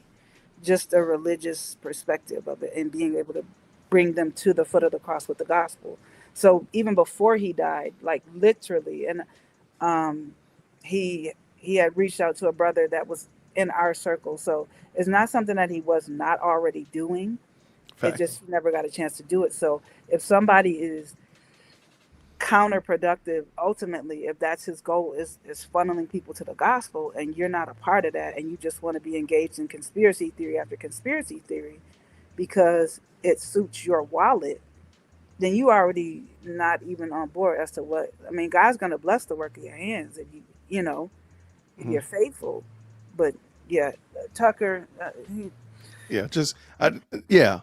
Tucker's probably the most egregious, but I do think they probably need to go through and kind of do a little culling of the herd. Maybe there's some people that they've trimmed out that they maybe shouldn't have trimmed out, but that's beside the point. I want to bring in somebody, because somebody got the memo about turning their camera on. Shout out to Miss Keisha. There we go. You muted yourself, though, love. She always listens. Hi, y'all. Okay, hold on now. We might need a DEI panelist at some point. I might need a DEI rage. It's warm. It's warm, and it's a lot of brown folks. That's why it's warm. Y'all are wild. What's going on, Keisha King? How are you? It's menopause. It's a perimenopause. It's actually y'all doing the whole most. I'm gonna put all of y'all in timeout. It's real. It is real. Don't act like. Look, you look around. I identify as a don't real act like image. your wife is not. Respect my pronouns. Okay. Shout out to you. All right, ladies, mods, can we please make sure we got Keisha King's link in the chat as well? Lady King, what's happening? Real quick. All right, give us your 30-second elevator about what's going on with Candace and TPUSA and all this hand wringing. Woe is me, the world's coming to an end. Tell me what you think. Okay, first of all, love the show. I'm stealing several things. I'll tell you what I've stolen. I put blue and gold hearts in the chat. Okay. I'm trying to figure out a way to tell people to state their like number, so I don't copy you exactly, but I like that too. Oh, and the other thing I've stolen is crazy work. Anything work. I love it. I love your sayings. They're fantastic. Okay. You can absolutely have it. I'm going to go ahead and drop my Cash App in the chat so you can go ahead and make sure that I'm properly compensated. There we go. Okay, I love you all, April. You know you're my girl. Tamara, I've never met you, never talked to you. Everybody's April's girl. Show. Crystal, Chicken Grease. What's up? Girl. Crystal, I don't know you, but I love to get to. And Jason, I love your show. Okay, nice. Thank you, friend. I don't know what's gonna. I don't know if it's a good. I think I'm with April. I don't know what's gonna happen, but I am praying for the best. Okay. This is what I was asking my husband. I said, "Who do you think called? Who set up the phone call?" I think Ericka probably set up the phone call. Because you know what? I'm sorry. Let me cut you off. I'm sorry. No, go ahead. Because you've never heard Candace ever talk about reaching out to her. Right. My Never. question on X was did Candace ever even call and say, She's I never don't said know, it. but Condolences? I don't think, I don't know, but it doesn't look like she ever called. So I was like, probably Ericka set this up. My husband was like, now you know Ericka set this up. Yeah. Why not? Right. So I don't know how it's going to go. Praying for the best. I am honestly blank because I don't believe, and I hate to say this, I don't believe Candace is saved. I don't think she's saved. So what would be the thing to make her act right or make her do right? We don't do right in our own, outside of Christ. So what is going to reserve and restrain her from not acting a fool after this is over, not making up something in her mind, and just going with it? Because I honestly don't know if she is sane. Like, I'm not trying to be fun. I'm really not trying to be fun. I don't know if it's like there's some mental health something there. Psychotic. I mean, even the narcissism. Like, that is a legitimate mental health illness. And I'm not trying to be, but she's put this out there already. Since she's already dealt with anorexia, she already has some type of, that's a image illness. Yes, it really is. I'm not trying to be, that is serious. People need to, that is a serious thing. I'm not trying to make fun of it. So I don't really know when you kind of got stuff already going on and you don't have the Holy Spirit. I'm not sure what will come of this, but I'm praying for the best. Tucker, don't even get me started. Don't even get me started. But anyway. Okay.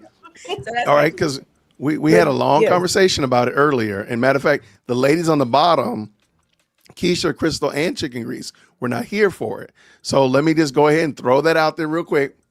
Brandon Tatum, go ahead. Coward. Oh, go ahead. Whoa. Uh-oh. You made me put my camera on for that one. I'm sorry. You made me put my camera on for that one. I'll just say it and I'll get out the way, and you can tell them I said it. I don't care. You used to be an officer, but you're a coward when you cannot not articulate. And what is that in Proverbs? Like secret. You know what? Let me. Open rebuke is better than hidden love. Pull that scripture really quickly about. Open rebuke is better than hidden love. Y'all are brutal. I already told you how I felt about. I know. But I just wanted to ask the ladies here because we hadn't had them on here earlier. So when we talked about it earlier, I will say that. Were you? No, it's you. Okay. I think Brandon is really struggling. I can't remember. He did a video in the last couple of days. He was like in a hotel room or something. It wasn't his normal studio. Yeah, I saw that. And it just seemed like he was really struggling.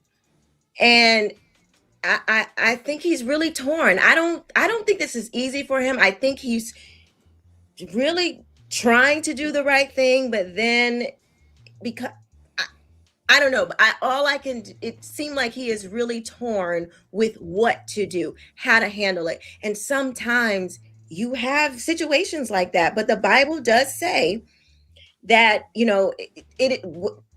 we have to confront these things. You can't pretend like, even Jesus himself said, who is my mother? Who is my father? Like, that is what he's saying. You have to draw hard lines. I don't accept, read Ezekiel. God is not really into us whoring around with putting other things. That's it. That's God's language. That's God's words, not mine. He doesn't like. We have to be able to make the hard decisions to say, I cannot support you in my mother used to tell us that I am not going to uphold you in your wrong. Right. My mom used to tell us that. So go out there and get in trouble if you want to. If you did it, you are going to have to suffer the consequences. So that's the kind of raising I grew up with, to where I can't uphold you and you're wrong. And I'm not saying that he is. I'm saying that I think he's torn. But he did say something interesting. He said he had not talked to Candace about this. And I was like, I picked that up too. And I feel like he's conflicted. Threw me a little bit. So no, he keeps saying different things. I think the thing that I know this from experience, sometimes God is trying to separate you from somebody and you just keep holding on and God is sitting down there saying, let it go. Come on through here, Crystal. Let it go. And Brandon is trying his best to hold on to this. And the Lord is saying, let it go. You haven't had a conversation. She doesn't care that people are attacking you left, right, front and center, saying that you are being paid by Israel. She doesn't care. She's not concerned. But that's the thing, because a narcissist does not care. It's not about you. It's about them. So right now, God is telling him to let it go. And he's trying to hold on. But the thing is, you keep holding on, God will drop a mountain on you. And you will have to let that relationship go. Let me tell you. I think he's going through the stages of grief. He's struggling a lot, like Keisha said. And I was praying for him a lot when I saw that video, because it broke my heart seeing him like that. Because you can tell it's genuine. He's torn. He's not faking it. He's really torn. He's really struggling. And so, yeah.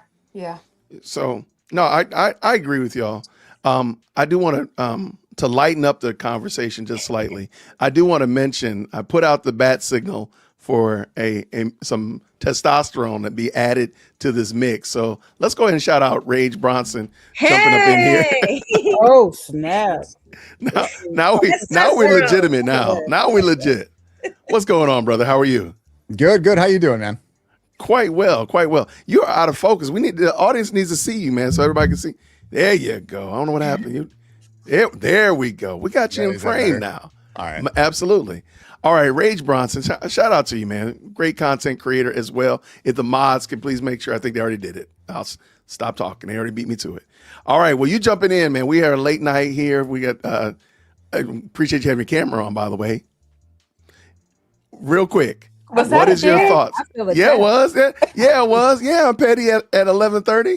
It's past my bedtime, so I'm going to be petty. What is your opinion about... Well, first of all, you do know that Ericka and Candace are supposed to have a meeting tomorrow. Yeah, Is that right? I did. Okay. I seen the post that Ericka made on X. Yep. What are your thoughts about that? I wouldn't do it. I wouldn't trust Candace to have a private meeting and for her to keep that stuff secret. Okay. So, all right.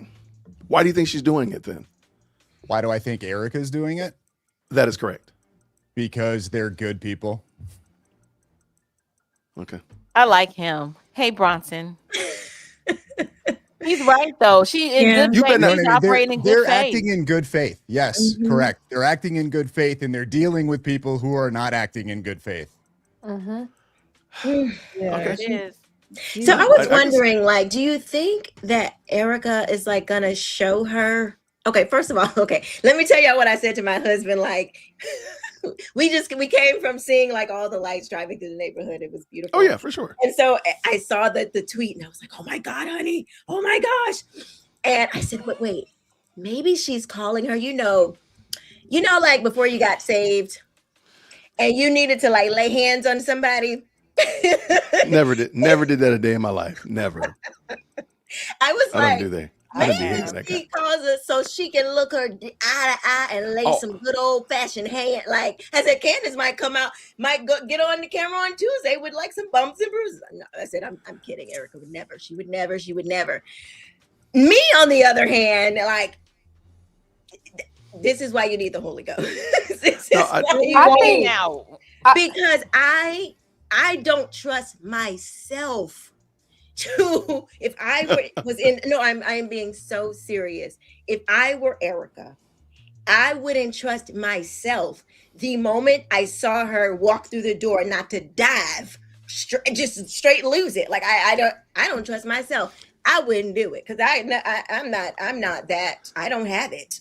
Especially let me take this comment right here because I want to build off this comment. I think the fact that Candace has said some egregious things about this particular woman, not just about in general, not just about the TPUSA family, but about this woman, to sit there in the room with her. I think that's Ericka's superpower. That she is. If Candace is dumb enough to come, and she got to sit in the room and look her in the face and say, "I didn't say that you killed your husband." But that's what she'll do. See, but no, and then it was a misunderstanding. It was a misunderstanding. Everybody lying except me. That's and what narcissists are cowards. They that's are. What I'm saying. That cowardness is the part that I think they're going to drag her through with that cowardice, and it's going to show like you really are not that big and bad. We saw it when you said, "Come and sue me." Then all of a sudden you upset, and then you like, "How come they're suing a lowly podcaster?" I want to start war with TPUSA any day, anytime, but not that day and not that time. Right. But then you're still going there on this day. That's crazy work. That's insane. Don't talk. Listen, the conversation I look forward to is, so you decided to pull out a text message from my husband about a girl he went on a date with. No, you can't do that because what she wanted that to get to her. Okay. She wanted that to get to her, and that is why she brought it out. Yep. Because like I said, because she's a coward, she's not gonna say something directly to your face. Like, April, you know where we from. Like, you say it to my face. Don't like come straight at me and we will handle it. Okay. But she's gonna do this. Oh, well, it was a misunderstanding. But then when she comes out the meeting, it's gonna be like, man, please. She wasn't saying watch. Okay. Big and bad on Tuesday. Guaranteed. Okay. I'm not mad either way. I don't necessarily think they should do it, but I do want to hear a little bit more. Bronson, do you think there's anything going to come out of this that might be good? No, nothing. not at all. I'm so naive because we have examples this of what Candace does when they share sort of privileged information with her. She twists it and spins it. Right. And this week is you know what I mean? They showed the video of, the camera behind him. She used that for her advantage. She's going to spin and twist. You think she's going to give this up? There's no way. There's no shot that she comes out on Tuesday, right? And does a video and says, "Hey guys, I was wrong about everything. I'm so sorry. I apologize." Not a chance. Yeah. Yeah, he's right. And this week she has to have the attention on her because everyone is going to have their eyes on what's going on at AmFest. Yes. Thursday through Sunday, it's AmFest. So she's got something cooking up her sleeve to keep the attention on her. So all y'all gonna be live streaming her foolishness. Watch. It's gonna watch. I'm waiting for the quote. I felt threatened. I felt like people were being dishonest. But she won't be saying who it is. Like, she cracks me up. She's like, I feel like, girl, don't nobody. I thought facts didn't care about your feelings, but apparently she got a lot of feelings. So, okay, well, what if, here's my glass half full. What if, because we know I think from what we know the power of the Holy Spirit. What if God just shows up? Because God is doing some incredible things right now. This revival that swept across the whole entire world after the assassination was just incredible. And yes, the enemy has tried to squash that, to silence that, but we're still going. We're still cooking. We're nowhere near done. So maybe God shows up because God, who is the enemy compared to you were no match. It's not a fight. They're coming. Ericka's not coming. She's coming in the power of the Holy Ghost. There's no match. That demon will have to submit. You might be talking that stuff on Tuesday, but up in that room on that good day, you will have to submit under the power of the Holy Spirit. Hopefully, that moves her to change. Prayerfully, all the prayers that we have been praying for Candace, that they, you know, that she gets out of this, she gets saved. Because only the Lord, she's right. Only the Lord can stop Candace. Yes, right. I guess that's what I'm trying to say. Only the Lord can. Let me shoot this, and because I brought this up in the beginning when it was just me, and now I got my gang here. That I felt like something was different about this weekend, starting Friday, when Candace wasn't able to go stream, and we had Nick Fuentes went ballistic, Tim Pool went ballistic, Matt Walsh, who had Matt Walsh on their bingo board, right? Then we got finding out how she got fired from Daily Wire, and then everybody digging into the crates of Blexic. I'm sorry, like something's wrong. Something is going on. Yeah. Something's happening this week. Yes. I don't know what it is. Is it super different? And again, not trying to make it super spooky and, you know, the Lord told me, but just something's different about this weekend. And now this, you know, because this wasn't on my bingo board either, that Ericka reaches out to Candace and say, why don't you come to Phoenix and we can talk? I didn't have that. So something is different. So that's why I'm looking at Tuesday, like what's going to happen on Tuesday, and something might move in a different direction. Perfect. Not saying it's got to be guaranteed, but it's just some level of breaking is going to happen to her. That's my thought. Yes, the Holy Spirit is going to bring her to her knees, because Candace's pride has gone, like the narcissism, the pride, it is taking over. That is all it speaks through her. She is not moved by anything. When you saw her reaction after the first interview from Ericka, that cold, callous, heartless face that she had, it was like she was dead behind her eyes. And as it kept going, you kept seeing it over and over and over. And listen, I'm just going to say, I have heard many people say, Candace, you better stop. I have done enough videos. You better stop. God is going to bring you to your knees. Listen, stop playing with God right now, because that's what you're doing. I'm telling you, what you're seeing is God is bringing her to her knees. And listen, you have to hit rock bottom so that you can look up to God. You really do. I think we're saying the same thing. I'm just saying, I'm just looking at the winds of change. And again, like the amount of people coming out against Blexic and the stories and the deep dives into it have been amazing. I'm like, dog, where have y'all been? Like, I would have loved to have seen this stuff for the last 3 months and so forth. But it's all come this weekend. And we got AmFest starting next weekend, basically. Why? And then we had all this building up to Monday, and now Monday doesn't even happen because something's different. So I'm right there with you.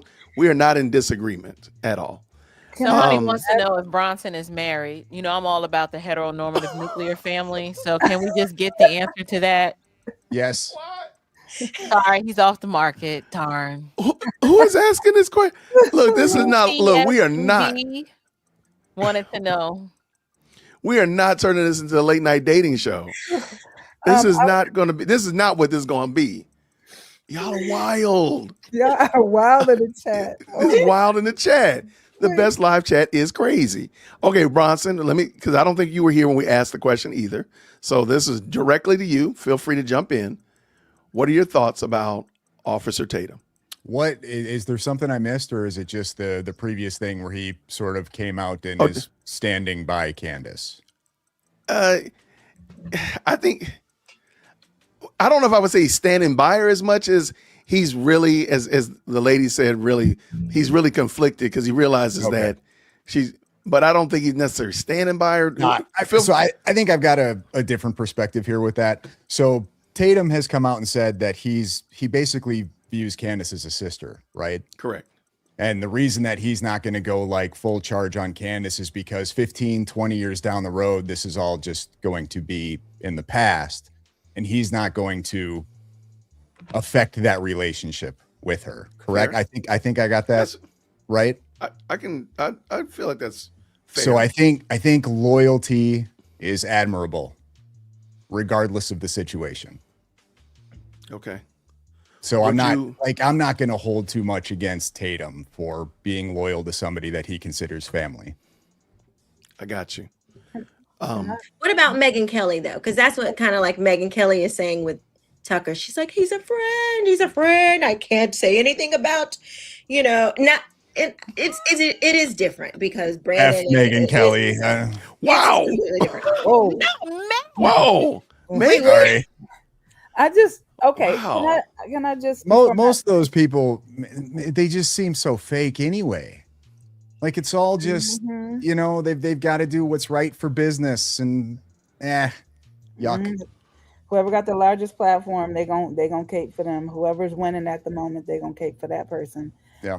Just really quickly, I'll say this: I hold no loyalty to Ron, and if my mother started coming out of the side of her mouth talking crazy, I got to correct you lovingly because ultimately my answer is to God. These people are professing to be Christians, so your loyalty, your number one loyalty, even though Tatum got another God. We won't get into his right theology, but your ultimate loyalty should be before God, period, point blank. So if somebody starts talking crazy, somebody starts acting a fool, you should at least have their ear. If you're that close, if that's that much of your sister, I should be able to pull you to the side and yo sister, this ain't the way you should be moving. And you should love me enough as a sister to take that into account. To be like, you know what, this person has never done me wrong. They love me, they care about me enough to heed their warning.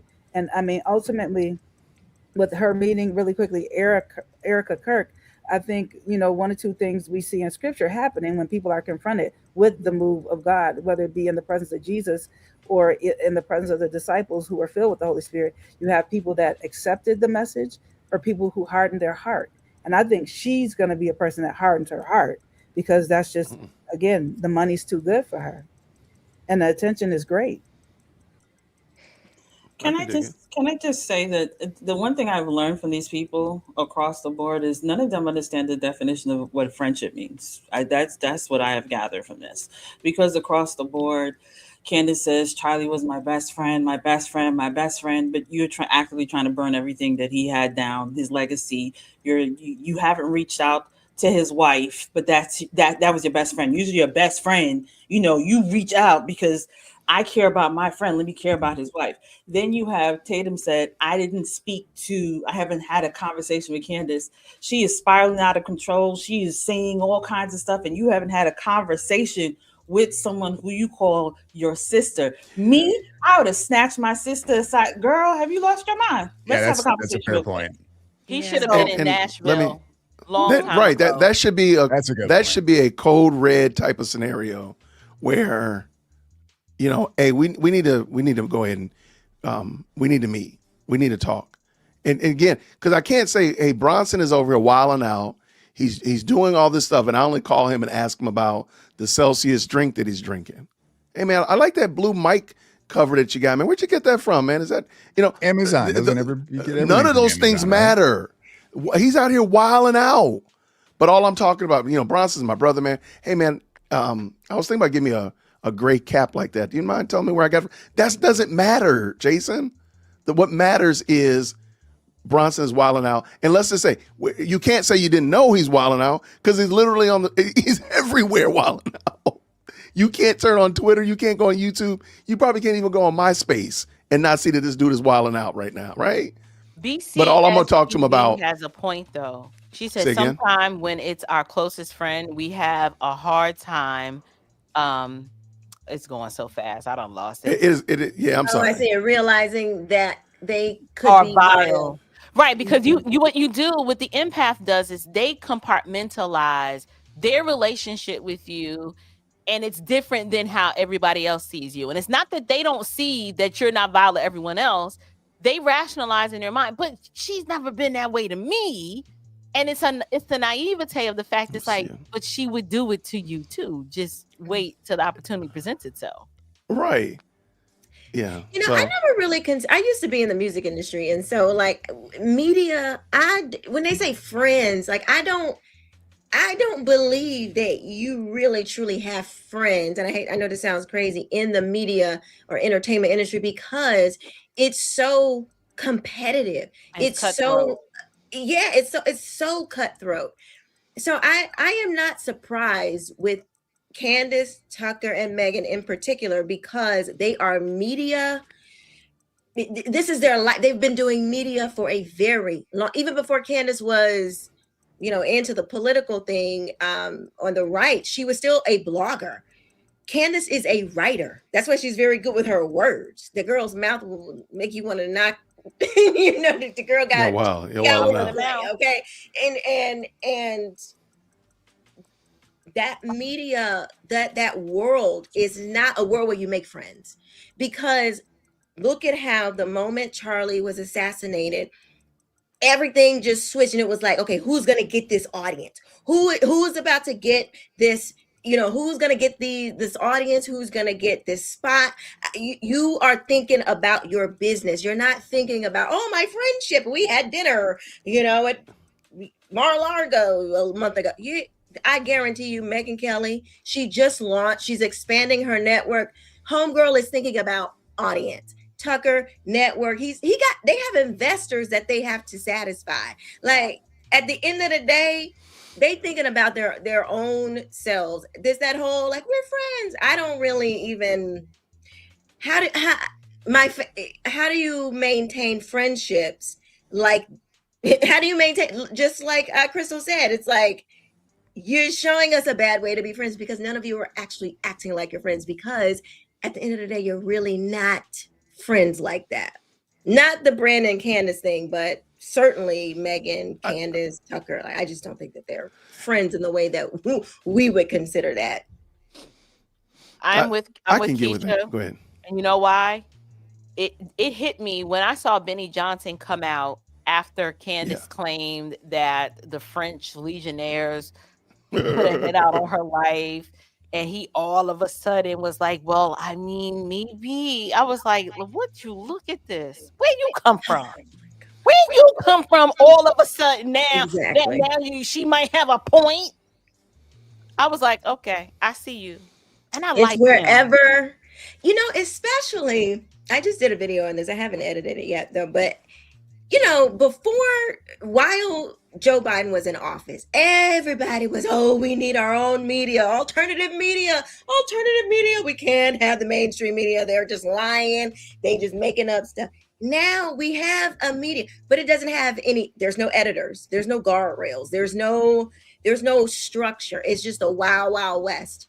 And now we have the alternative media, but nobody knows how to fact check anymore. Nobody knows how to be, to go with the fact. Everybody's just trying to talk to their audience in a way that it's just them saying whatever they want to hear. And it's like, that's not what we were advocating for. We were advocating for for you to mimic what the mainstream media was doing. We were advocating for a legitimate news, legitimate journalists, legitimate reporters, legitimate truth tellers.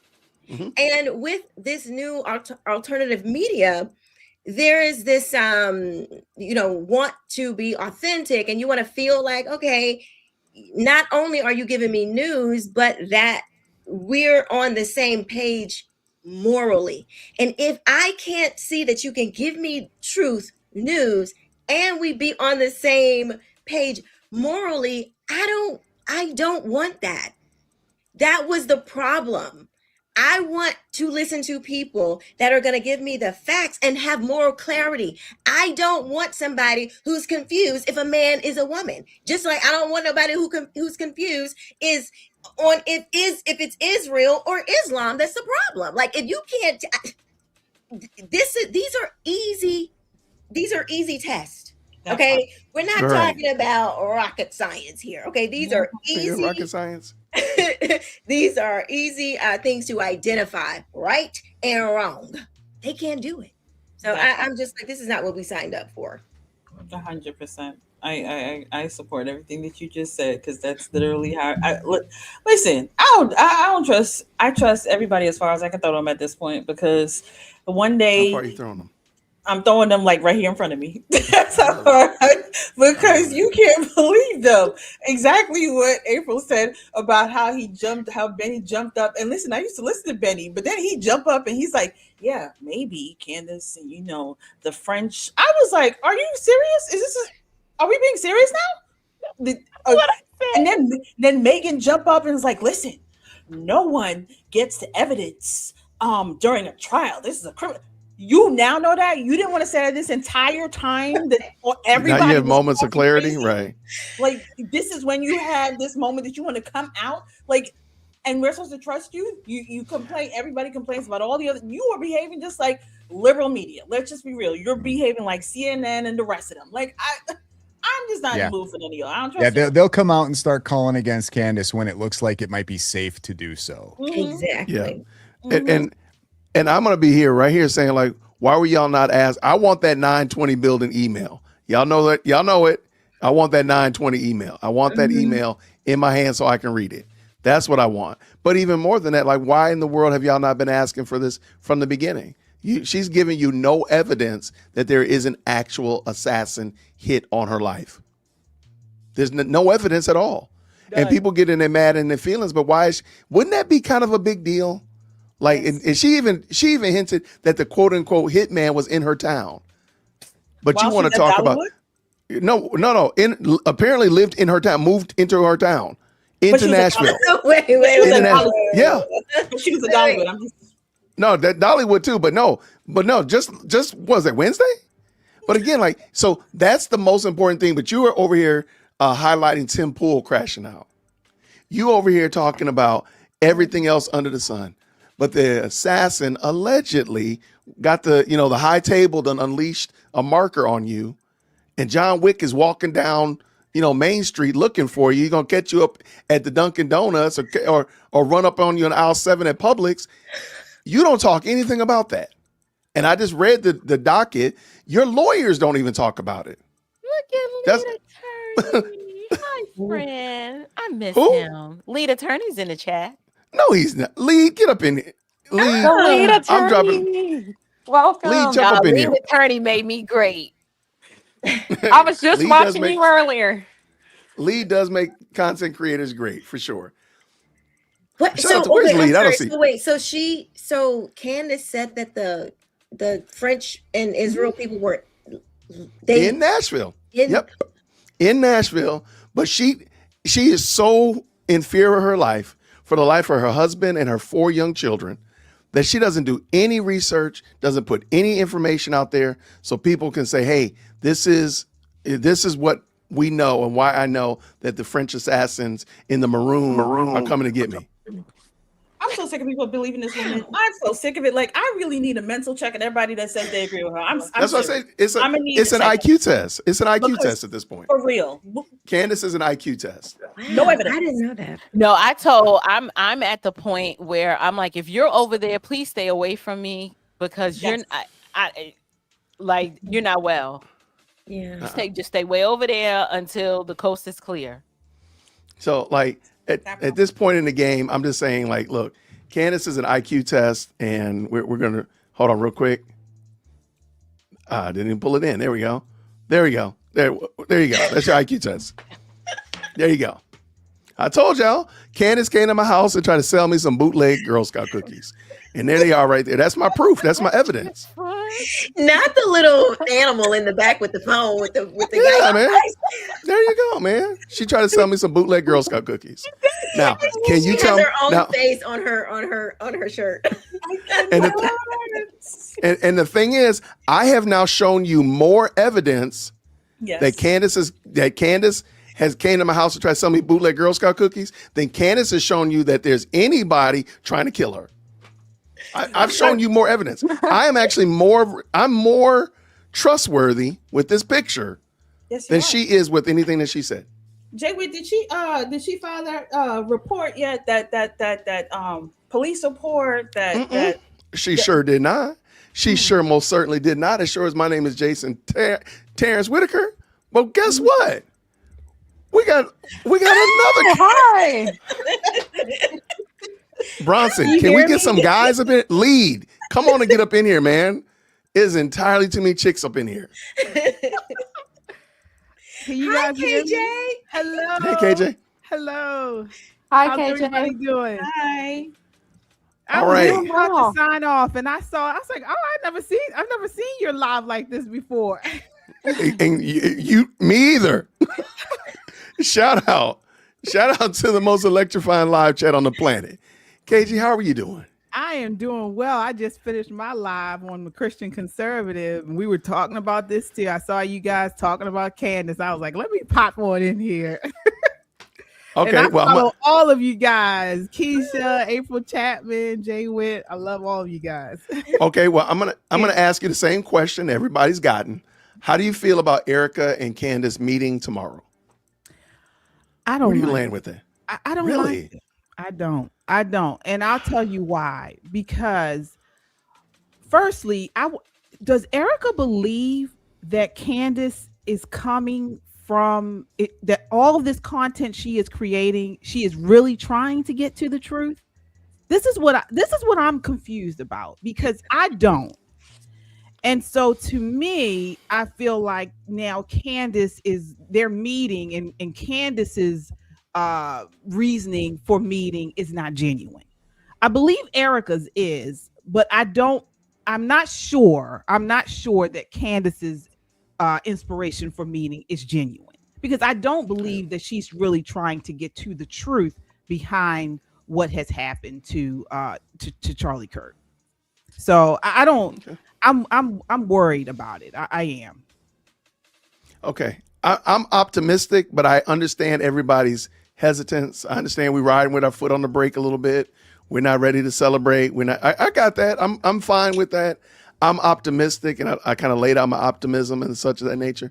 And I do think, I like Bronson said, they're coming from a good place and they're assuming the best, which I think TPUSA has done entirely too long. Assume the best about Candace, and really we don't need to do that. So I can give you that for sure. Okay. I hope, like you mentioned, I hope that it's not the case. I really do. But to me, she has not shown throughout any of this that she is coming from a place of searching for truth. Honestly, she has not.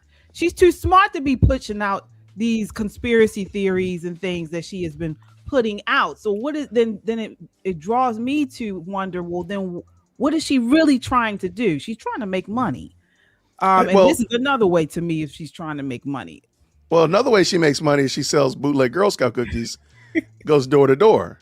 So, I mean, that's a way that she can make that bread, though. She's selling bootleg Girl Scout cookies. And this is a real picture, y'all. Do not think that this is an AI picture. I did not put this in Chat GPT and ask it to do this. This is a real picture. Real picture. I'm telling you. Yeah. This is crazy. I have a question. Go ahead. Why do you, okay, so Candace, I read some of her old work from like Degree 180. And she has always had very radical, even for a leftist. She wasn't radical in the way of like, let's trans the kids. She was radical in the way of like, I don't see girl code. I can sleep with your man if I want to. That kind of radical. Like, right. She was like, monogamy. No, thank you. That's not natural. She's that kind of radical. So she's always been like, what do you call it? Like pushing the envelope. She's always done that.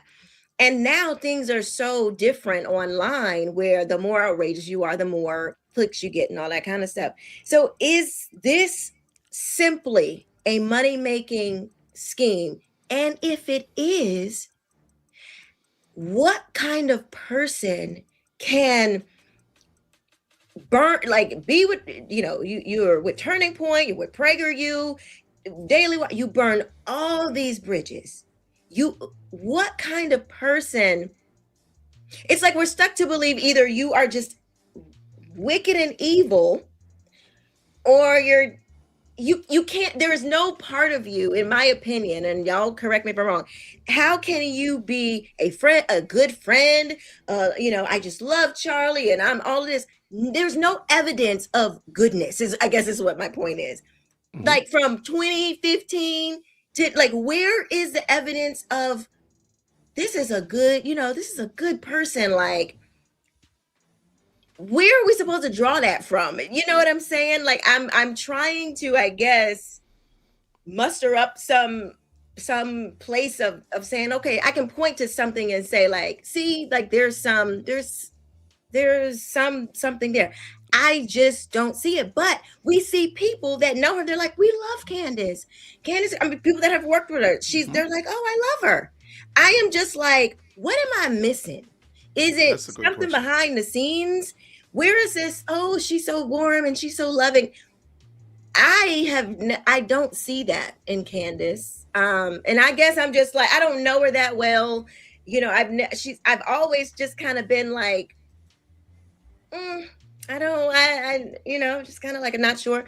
But y'all, where's it coming from? Yeah, where's it coming from? Like, where do we get to say like that? Like, we can trust that.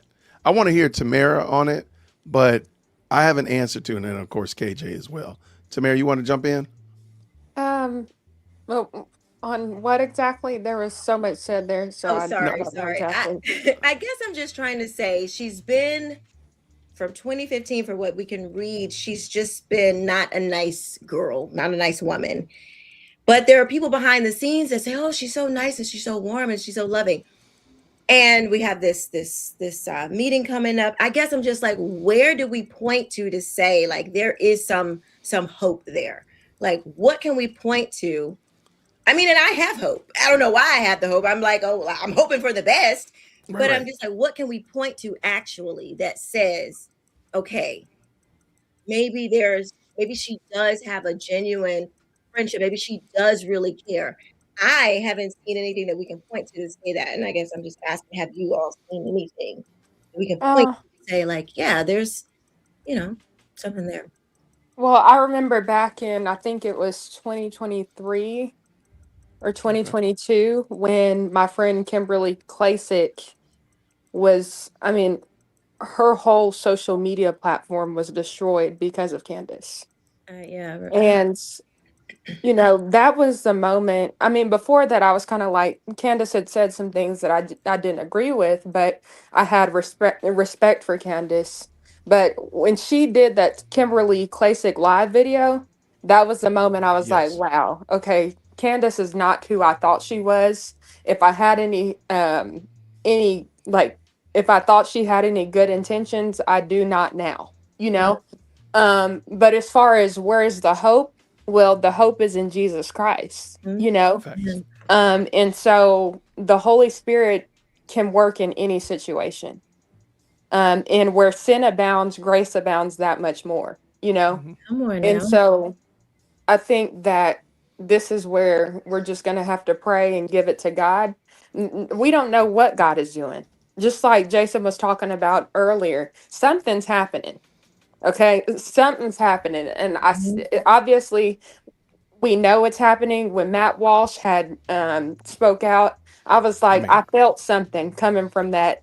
That was very good too. Yeah, it was very, very good. And so we know God is moving, and this is where we have to have faith. Faith without works is dead, of course, and we know that. So obviously we need to pray. We need to continue to do our part. But yeah, I think our hope is in Christ. It's not in Candace. I love it. Amen. KJ, Bronson, either of y'all want to jump in? What? Yeah. Go ahead, I apologize. Oh yeah. Well, I don't know about everybody else, but I would always been a Candace Owens supporter. Now, I didn't agree with 100% of what she has said in the past, but for the most part, I did align with her as far as many of the things that she said. Now, I'm here in Baltimore, and so I'm friends with Kim Klasick, and that's when, I kind of said, whoa, what is she doing here when she came out against Kim Klasick? Because we worked on Kim's campaign. Mm-hmm. Kim ran in a predominantly Democratic district. We were in Baltimore City. If something were awry with her finances, it would have come out. She did not do anything wrong. She did not steal. And so we knew that was just 100% not true what Candace Owens was saying. And so that's when I kind of started to take a step back. But as far as her I mean, I'm not really worried about who she is personally. Honestly, I'm not. I've known people who said she's very prickly, she's very cold, she doesn't get along with women, she's not a girl's girl. So, but above all, but beyond all of that, I'm not worried about her personally. I always followed her behind, what her conservative agenda, her conservative thoughts and things regarding the Black community, regarding family, and also regarding religion. That's another thing that I don't think a lot of people talk about enough. Within the last year or two, she has come out critically against evangelical Christians. She's come out against Bible believers since she changed over to Catholicism. So not only do I disagree on what she's saying and about TPUSA, but she has said she has literally said that evangelical Christianity, Protestantism is devil worship. She said the origin is devil worship. So I'm done with that from there. Yeah. And so again, that takes me back to TPUSA. Why are we even trying to connect with this woman now? She has not repented. She has not apologized. She has not taken back anything she said or done to warrant TPUSA and Ericka Kirk, in my opinion, wanting a sit down. When are you going to publicly apologize for what you did? Even after Matt Walsh came out, she was still doubling down on her comments about Ericka Kirk, about TPUSA. So I don't know. I won't go any personal attacks against her because I don't know her personally. But as far as what she has been putting out online, I see nothing to warrant coming together, particularly as a conservative and as a Christian, a Bible believing Christian. Yeah, I think that Ericka Kirk is a very smart woman. And I think there's a reason, there's a method to her madness. There's a reason why she's doing what she's doing. And it may be to give Candace a final warning to say, Candace, this is your opportunity to stop. Because if you don't stop, we're going to file a lawsuit against you. That's true. That's what I think is going on here is Turning Point USA is trying to respect the legacy of Charlie Kirk, which I think Charlie would have tried to talk to Candace, because I saw the way he communicated about her when people would ask about his relationship with Candace. He tried to protect her, because love protects, right? And so I think Ericka is doing her best to honor her husband here and honor the work that he did, and to show young conservatives that, hey, Turning Point USA is doing things in good faith, and we're doing our best to talk to Candace. I think that's what's going on here. Thank you. Hold on real quick, Crystal. Hold on. Bronson, did you have anything you want to add on that? What do you think? I think Candace is just operating on ego and pride, and that she's willing to do whatever it takes to be at the top, essentially. Yeah. That's what I think. I guess I was just looking for Look at some other answers. Look at some other answers. No, I got there's something else I'm missing. No, I'm with you. Go ahead, Crystal. What I was going to say is, initially what you were saying about why there are other people that say that she's so nice and she's so this, that goes back to what I said, that PhD, 3 years with a man that was a narcissist. I learned how they move. And the way they move, everybody else will think they're amazing. When they put their laser on you, you have that target, you are going to feel the nastiness, the manipulation, the gaslighting, the tearing you down. You will feel all of those things. But everybody else around will think, oh my gosh, this person is so nice, because it's a form of love bombing, if you want to call it love bombing, breadcrumbing. You feel like you are connected with that person. It doesn't matter if it's a romantic relationship or if it's a friendship. They make you feel special. As long as you are not a threat to that person, they will make you feel like you're part of the family. They will make you feel like you are connected. So you're not going to feel that vile, nasty serpent type spirit from them.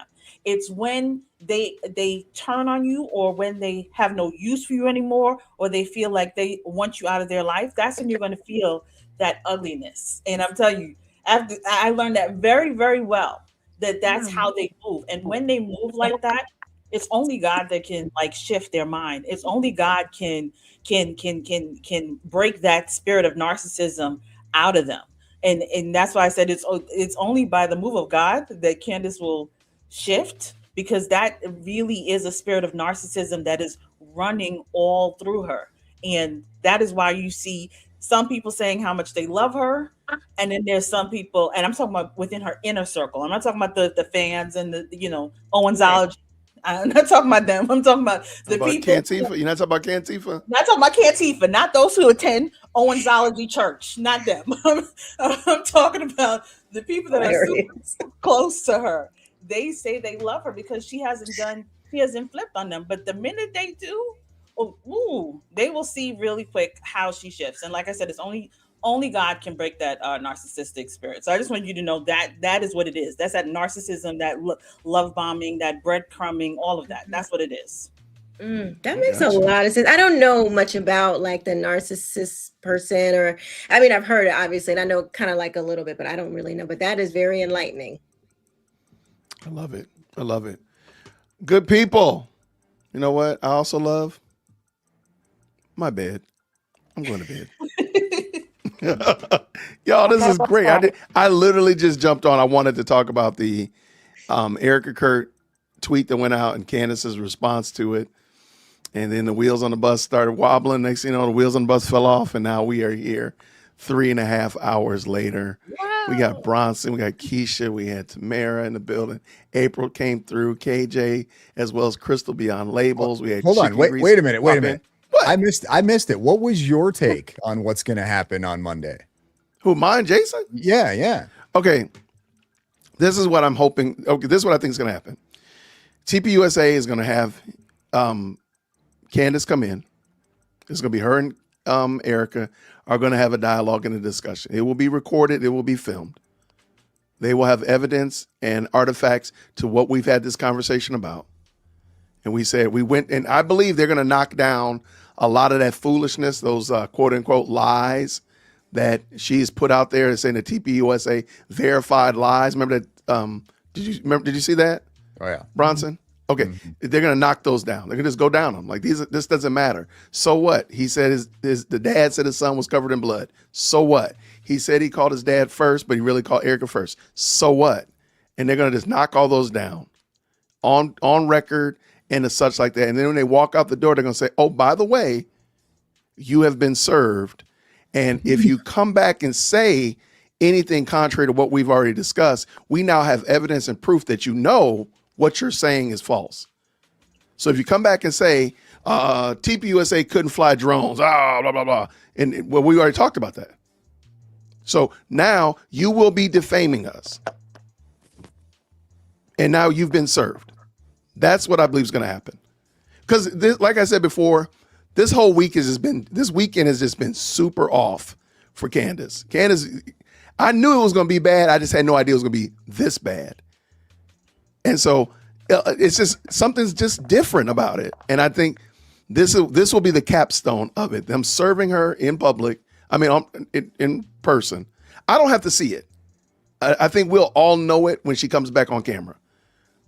If she goes in a different direction, if she dilly-dallies and starts talking about, making peanut butter sandwiches and teaching her 3-year-old how to cut with scissors, we know they got her. If she come out of here talking crazy, then we're like, okay, well, maybe they played games with her. Maybe they played Footloose and, played patty cake with her, and maybe she's going to keep acting up. But that's what I think is going to happen.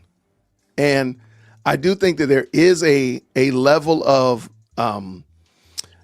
panic, because she always says that pretty much whatever Candace says you're doing or the other side is doing is what she's doing. Right. Projection. So when she said projection.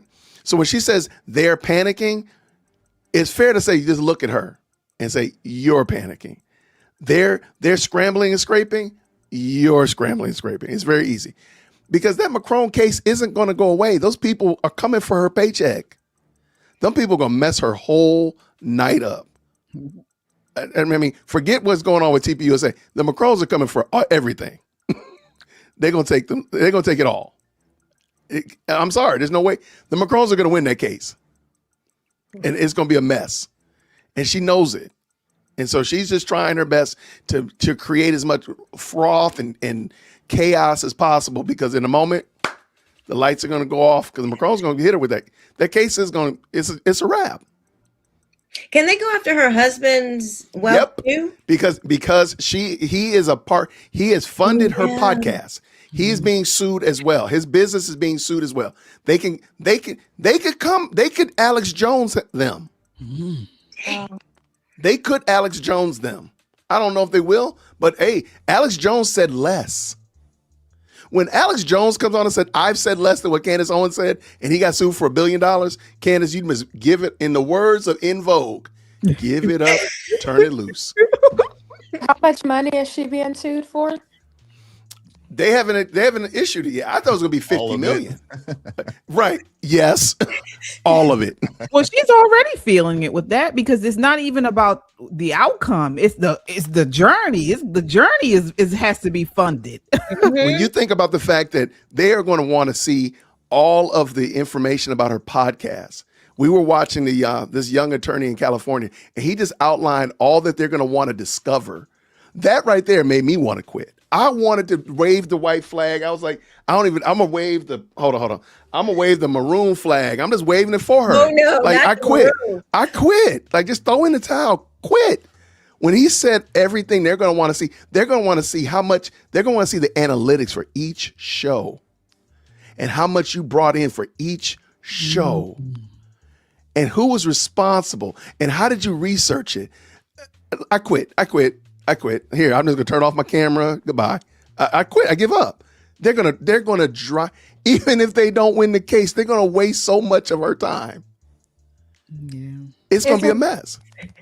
Isn't there a scripture that talks about how warning comes before destruction? Candace has been warned in that case, and now she's being warned when it comes to CPUSA. And I'm praying that she humbles herself, because the Bible talks about how if you humble yourself, you'll be exalted. And so I'm hoping she humbles herself so that God can work in her life, because, even with Candace going through all of this stuff, I pray for Candace. I pray for my enemies just like I pray for my friends, And so I hate to see anybody fall like this. She is a gifted woman. And so, and gifts and callings come without repentance. The Bible tells us that. And so, man, it truly is unfortunate to see. I'm right there with you. And so to answer your question, that's what I think is going to happen. I don't think this is a willy-nilly knitting circle. I think this is going to be looking in the eyes of your accuser and saying, now tell me that I killed my husband. Tell me that.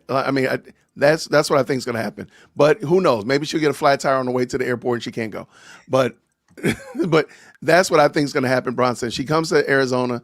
They're going to sit down. They're going to go through and knock down all that with evidence. They're going to knock down all those stupid comments with artifacts. They're going to get it on tape. They're going to get video evidence to the fact you've been served. If you say anything else about this dumb stuff again, it's going to get real bad. So now she's going to have 2 big high-profile lawsuits on her plate.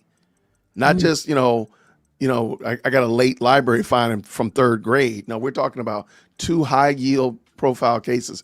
She's going to want to stop, but she might not. And then that'll be her own undoing. By the way, I'm a homeschool mom. Shout out to homeschool moms. Shout out to homeschool moms. Okay, you are not.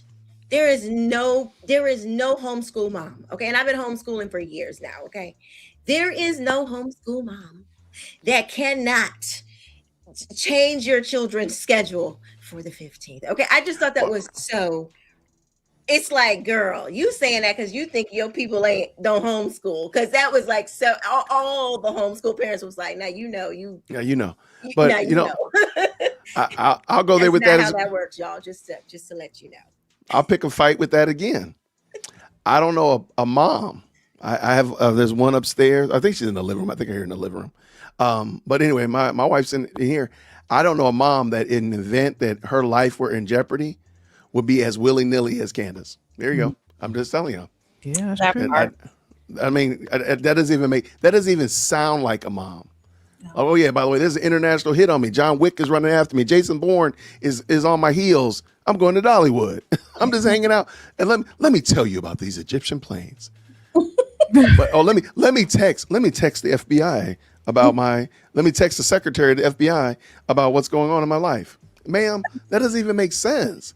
That would be a 5-alarm fire. I can't think of one mom, good or even the worst mom, would be at least making sure somebody knew something. You ain't showing anybody anything. Just like she lied about the generals and the colonels, and lieutenant colonels that couldn't get the rankings correct, because true people that have military spouses, military friends, they knew what she was saying was a lie. And she tried to lie and say, I transposed it incorrectly. No, the day before you said you were reading an email. So which one is it? Did you transpose it, or did you be reading email? Which one is it? You're still lying across the board. Right. So that's what I think it is, though. But y'all, I want to say thank y'all so much for the impromptu panel. Wow, man, I don't even know what I need to do to get this make this happen again. You have my email. You can always email me. Put it in the chat, the private chat again, Tamara. I might have it, but matter of fact, if my panelists don't mind, just drop your best way of contact in here, just in case anybody wants to collab with you or whatever like that. Everybody can find one another. I think that'd be a good way to do it. I do want to say thank you, man. Y'all have been a blessing, not only to have me up here late past my bedtime, take my bonnet off and stuff like that, but shout out to the best live chat on the internet. All right, thank you so much. To 2027 with the 10 says this: Candace assassinates, intentionally misspelling, with her words. I just don't understand her lack of self-awareness and how she comes across with this with the elasticity in her face.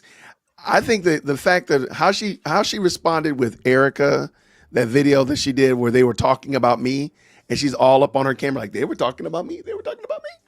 That was crazy work. That was the nastiest work, man, for sure. Thank you so much. There we go. Irene with the 10 says this: I think they should have ignored Candace. I hope Candace doesn't turn the meeting into content. Ooh.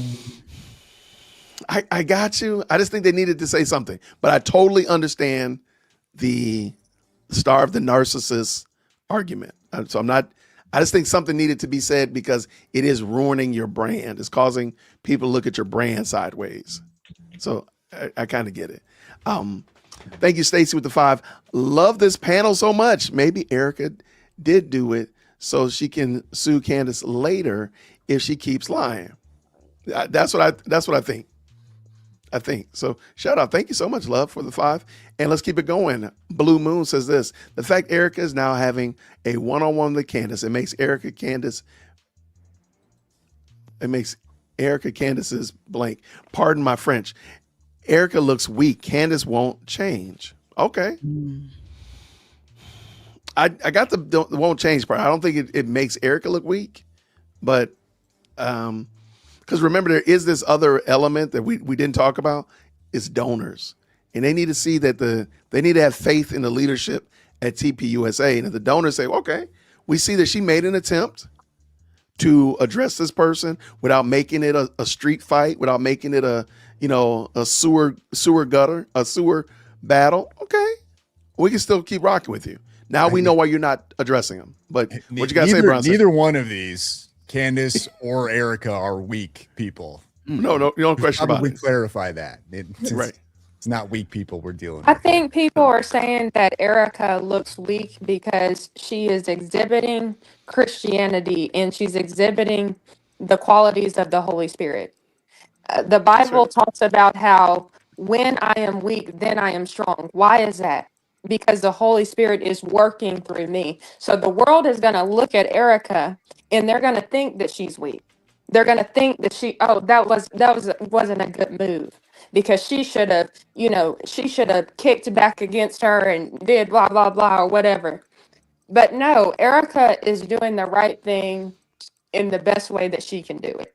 And I think she's acting in good faith. I think so. I don't think that she's doing it maliciously. Again, I'm looking forward to seeing what the outcome is. Welcome to all new members. Shout out to Pat Brooks, became a new member. Shout out to you. Hey, MT, thank you so much. Bronson is my spirit animal. I agree 100%. Now, there you go, Bronson. Bronson, where are you located? If you don't mind it. In the United States. I like it. All right. There we go in the U.S. Vicky, we're here for another brand new member. We filling the coffers full of people. I love it. Ruben says this with the 5. Any chance it's taking place at 920 King is North King Street. Okay, North King Street. Just saying. I thought that was adorable. If you're not familiar, the 920 email that she got where this person wrote out this elaborate John Wick, Jason Bourne, Fast and Furious. I'm sorry, that person was playing her. And I say it because they mentioned the 920 building, which so happens to be the building where her lawyers are located, as well as other 3-letter organizations of the government, like 7 times. It's almost like they want you to, I want you to recognize that I'm saying this word a lot. 920 North King Street, 920 North King Street.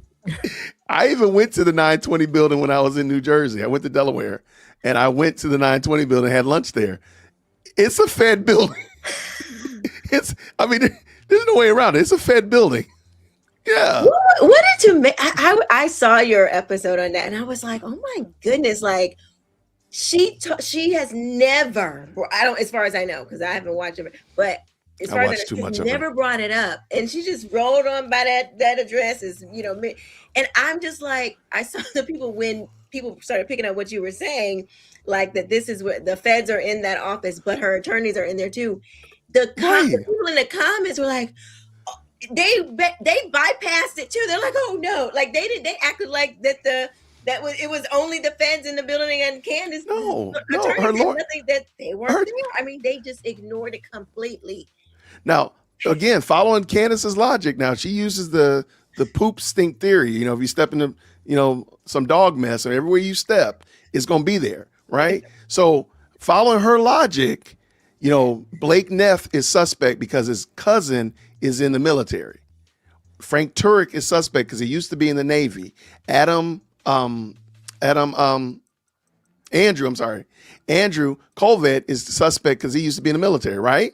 That's the logic. Yeah, she's come out against military too. Right. So then why is this not why can't your attorneys be suspect? Because people are wondering, like, how is Candace being able to be so reckless and she never gets demonetized? She never gets deplatformed. But you can say some stuff that other people lost their whole platforms for. Yeah. Interesting. And your attorneys just so happen to be in the building where the feds are. Okay. Oh, and by the way, Tucker Carlson, it just so happened that he never knew his dad was CIA. Now, he is that one cannot. You didn't know your dad was CIA, but Nick Fuentes knew your dad was CIA. Okay. But watch this. Candace, he said he knew he was in the CIA, but he didn't know how deep in the CIA he really was. But it's adorable because when Tucker Carlson was glazing Candace about her assassination plot, she mentions that all Tucker's friends are in the 3-letter organizations. Yeah. So she's free with it then. It's a benefit because his dad was in the CIA. But any other time, it's not. Ma'am, please go have 4 seats. Go have 4 of these seats in the front of the church. It's not like...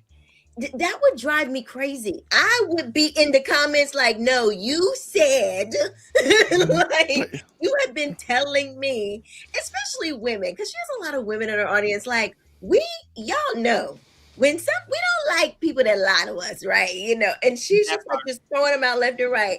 All these women in the comments just bypass lies.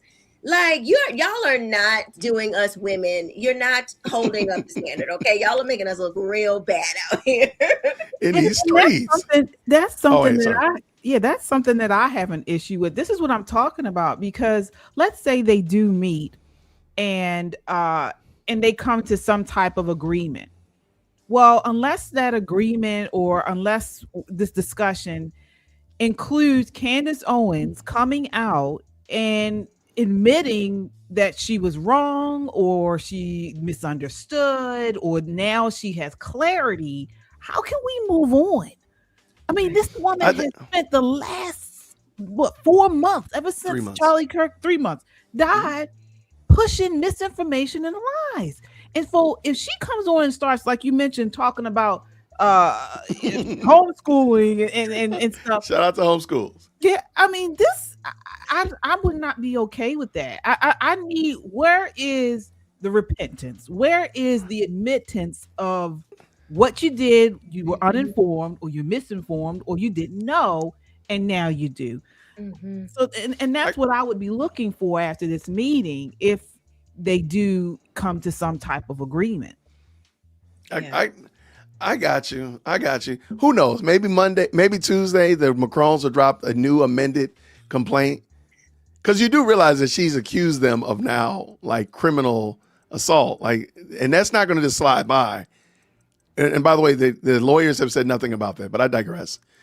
Shout out to MT with the 5 says, I get it, but Tatum needs to realize if she did this to Charlie's wife, family, and friends, what would she do to his if something happened to him?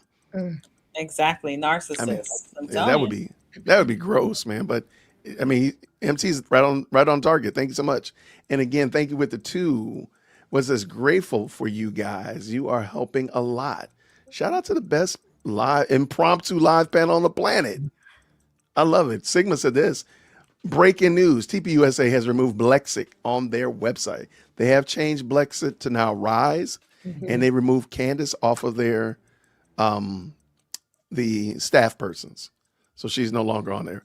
I don't know what. That was another thing too. I was wondering, like, why would you want to tear TPUSA down? Your own legacy was tied to TPUSA with Brexit. Like, tearing them down is tearing your own organization. I just didn't understand it. Keisha, have you seen Single White Female? I have, a long time ago. It's been a minute. Okay, so you know that whole, if I can't have you, nobody else can. I will burn everything else down. I don't think Candace was in love with Charlie. I think Candace just wants the power. So that's what I thought. So she wants what so Ericka's the CEO, and of course she said, which was so disrespectful, Ericka widowed her way into the CEO position. So she's trying to basically say that Ericka cannot handle it. And she said to Russell Brand, there should have been an interim, and why an interim CEO, and why they don't put her on the payroll and all those other things, because she wants the kingdom in her mind. She wants that kingdom. And since she can't have that kingdom, she would rather burn it to the ground. Nailed it. I'm going to jump in also. She can't reproduce it, because I've put the challenge out there. Well, Candace, why don't you go and do your own, start your own campus tours? Because you're busy fighting with Australia and they don't want to let you in the country, but you ain't even doing a tour in Nashville. Chick, you're not even doing it in America where you can travel freely. You busy over here picking a fight with Australia and them kicking you out of the country. Why don't you just do it right here in the U.S.? Why don't you do it and start your own campus tour, since you are so headstrong to do it? And see how it works. She does not want. I don't believe she wants. I don't think she can. I don't think she can. If we remember, Candace Owens is not a grassroots foot soldier type of person. Okay, people who have gone knocking doors for candidates, or putting on different events and things in communities. She talked so badly about Kim Klacik. Kim Klacik was in Baltimore City talking to people, trying to educate people for years. Okay, wow. Candace Owens hadn't done any of that. She is being paid. They said she was being paid like millions, like thousands of dollars for being, just making an introduction, just being a part of a panel. She's getting paid to do this stuff. So she doesn't want to do what Charlie Kirk was doing. And that was the major difference. Now, with Charlie Kirk have being gone, assassination, it has left a void. And what do we know about that? This is what now we are seeing a power struggle. Who is going to be the next Charlie Kirk? Who is going to take all those millions of people who were following behind him? And she wants to do that without doing the work. She wants to sit behind her desk and just talk all day. Yeah, good point. Here, well, let's finish this up. Thank you, Michonne, with the 5. I know my friend would not allow me to go out in public with a booger hanging out my nose. Candace needs you to be her friend. And shout out to you for sure. Thank you, Joel.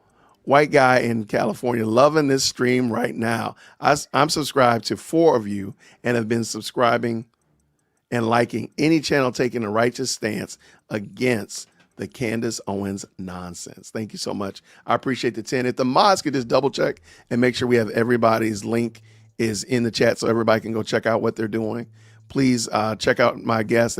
They came in and hung out with me late tonight, impromptu. So definitely want you to go check them out. Candace wants to try to see those journals. Mexichica. Thank you so much. Them journals, boy. Did he really say that you was supposed to be the lead, or was I supposed to be it? I'm right there. Thank you so much. Anthony says this with 10. Attention to Candace aphrodisiac. George is worth $100 million. It's not about money. She has to be worth at least 30 million. Attention.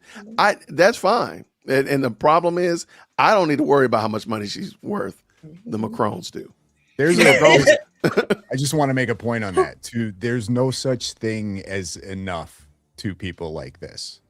Like, no, they've got enough money. There's no such thing to people like that. No, I'm right there with you. Goose, thank you so much for being the stream sponsor and for the very kind 20. She says this, I wonder if Candace is also worried about an employee came out against C. And when she worked at Blexic before merger with TPUSA recently, I got you, removed her name from the website and renamed it Blexic and renamed Blexic to TPUSA Rise. Already trolls video. Yes, I do think that that's part of the problem. Like I said, like she's going into the TPUSA on the heels of people are saying that maybe she pushed Blexic onto TPUSA knowing that it was in debt and it wasn't financially solvent. Oh wow. I think there's definitely unequivocally, if we're gonna look at Ericka sideways because she dabs her eyes, then we got to look at Candace and say, how did you pay that student loan debt off? That's just a question. Shout out. Thank you so much, William, with the 10. Tamara Neely is our conservative Oprah. Great show. See, Tamara? Please tell me what that means. What does that mean exactly? The conservative Oprah? I think it's I took it as a compliment. Like no, it totally is, and I sure appreciate the compliment. I saw that earlier in the chat, and I just was thinking to myself, what does that person mean by that? So whoever sent that, William, thank you so much. Appreciate it. Just let me know what you mean. Clarify for me. I think I recognize your name. Okay, well, I'm gonna translate it for you. I speak Williamese. He's saying that and this is because I'm from Chicago, so I know Oprah when she got started, when she was just Oprah, and I'm translating it as being an articulate woman that's asking good questions and a profound journalist and is able to have a good conversation and keep the main thing the main thing. That's how I interpreted it when I read it. Now I might be misinterpreting Mr. Williams, but that's what I'm interpreting it as. Wonderful. Well, there you go. All right, what do we got here? Keisha, thank you so much, love. I appreciate you. Not only being a great guest, but for a very kind super. This is great. Thank you, Jay Witt, for having me on. No problem. You are welcome. Y'all in the chat, on the panel, you are always welcome. This was not intended, and I'm overwhelmed by it. Thank you, Slayer. There has to be action to counteract this army she has built with this false narrative. Thank you for the 5. I do think that, and I'm gonna be. Was it the traveling Clat? Is that his name? The Israeli gentleman. What's his name? Yeah. Tall, the traveling Clat. Yeah. We're just gonna make fun of him. We're gonna just mock him. We're gonna say, "Wait, you follow Candace? You for real? You believe Candace? Wait, no, for real, dude. Wait, are you okay?" Dude, blink twice if you're not okay. That's what we're going to do. We're just going to keep making fun of them. We're going to mock them mercilessly. And if you need permission, come here to the front of the church. We will give you permission to make as much fun of them as possible. Because that's it. That's the only thing. Like, no, it doesn't make sense. You want me to believe in aliens and Ninja Turtles and gay Mormon beekeepers are all responsible for Charlie Kirk's death, not the guy that actually pulled the trigger and the guy that got the DNA evidence. You are crazy. And we're just going to mock what you. is the difference? I'm sorry, I know we're ending, but what is the difference between people that believe men can be women and people that believe some bees, got something to do with Charlie's assassination, or somebody jumped up and aimed up at the bottom of the manhole cover or whatever? Guess what? I don't have to argue that because I don't believe it. So, and you know what? I'll tell you one thing: it's all fruitless. It's all fruitless. Exactly. It's all conspiracy. It's the same. It's just on a different side. It's the same thing. Nonsense. And this is I'm right there with you. This is a good one to end it with.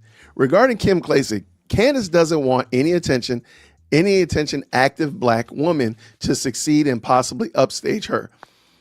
That right there is a great way. Joel, you right there, you might be the comment of the night. Because that's exactly what I believe happened. I believe she bowed her out of the way because she did not want anyone else to have that attention to steal her potential shine. Even though she wasn't even in the same city as her. People used to say that. Say again? People used to say that about Candace back in the day. I never met her personally, but obviously doing what we do, you're in the same circles. And I heard that back in the day. I don't know how true that is, but it was a rumor going around. No, I think there's something there. There's definitely some heat there, but everybody, y'all are the best.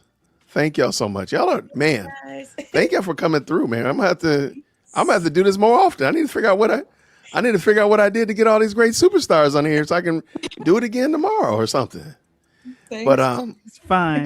Yeah, this was fun. Mm-hmm. Before we sign off, real quick, no problem at all. Real quick, before we sign off, just tell everybody what you're doing. Give us a quick 30 seconds so everybody knows why they're going to your respective channels while the mods drop your links in the chat. We'll start with you, KJ.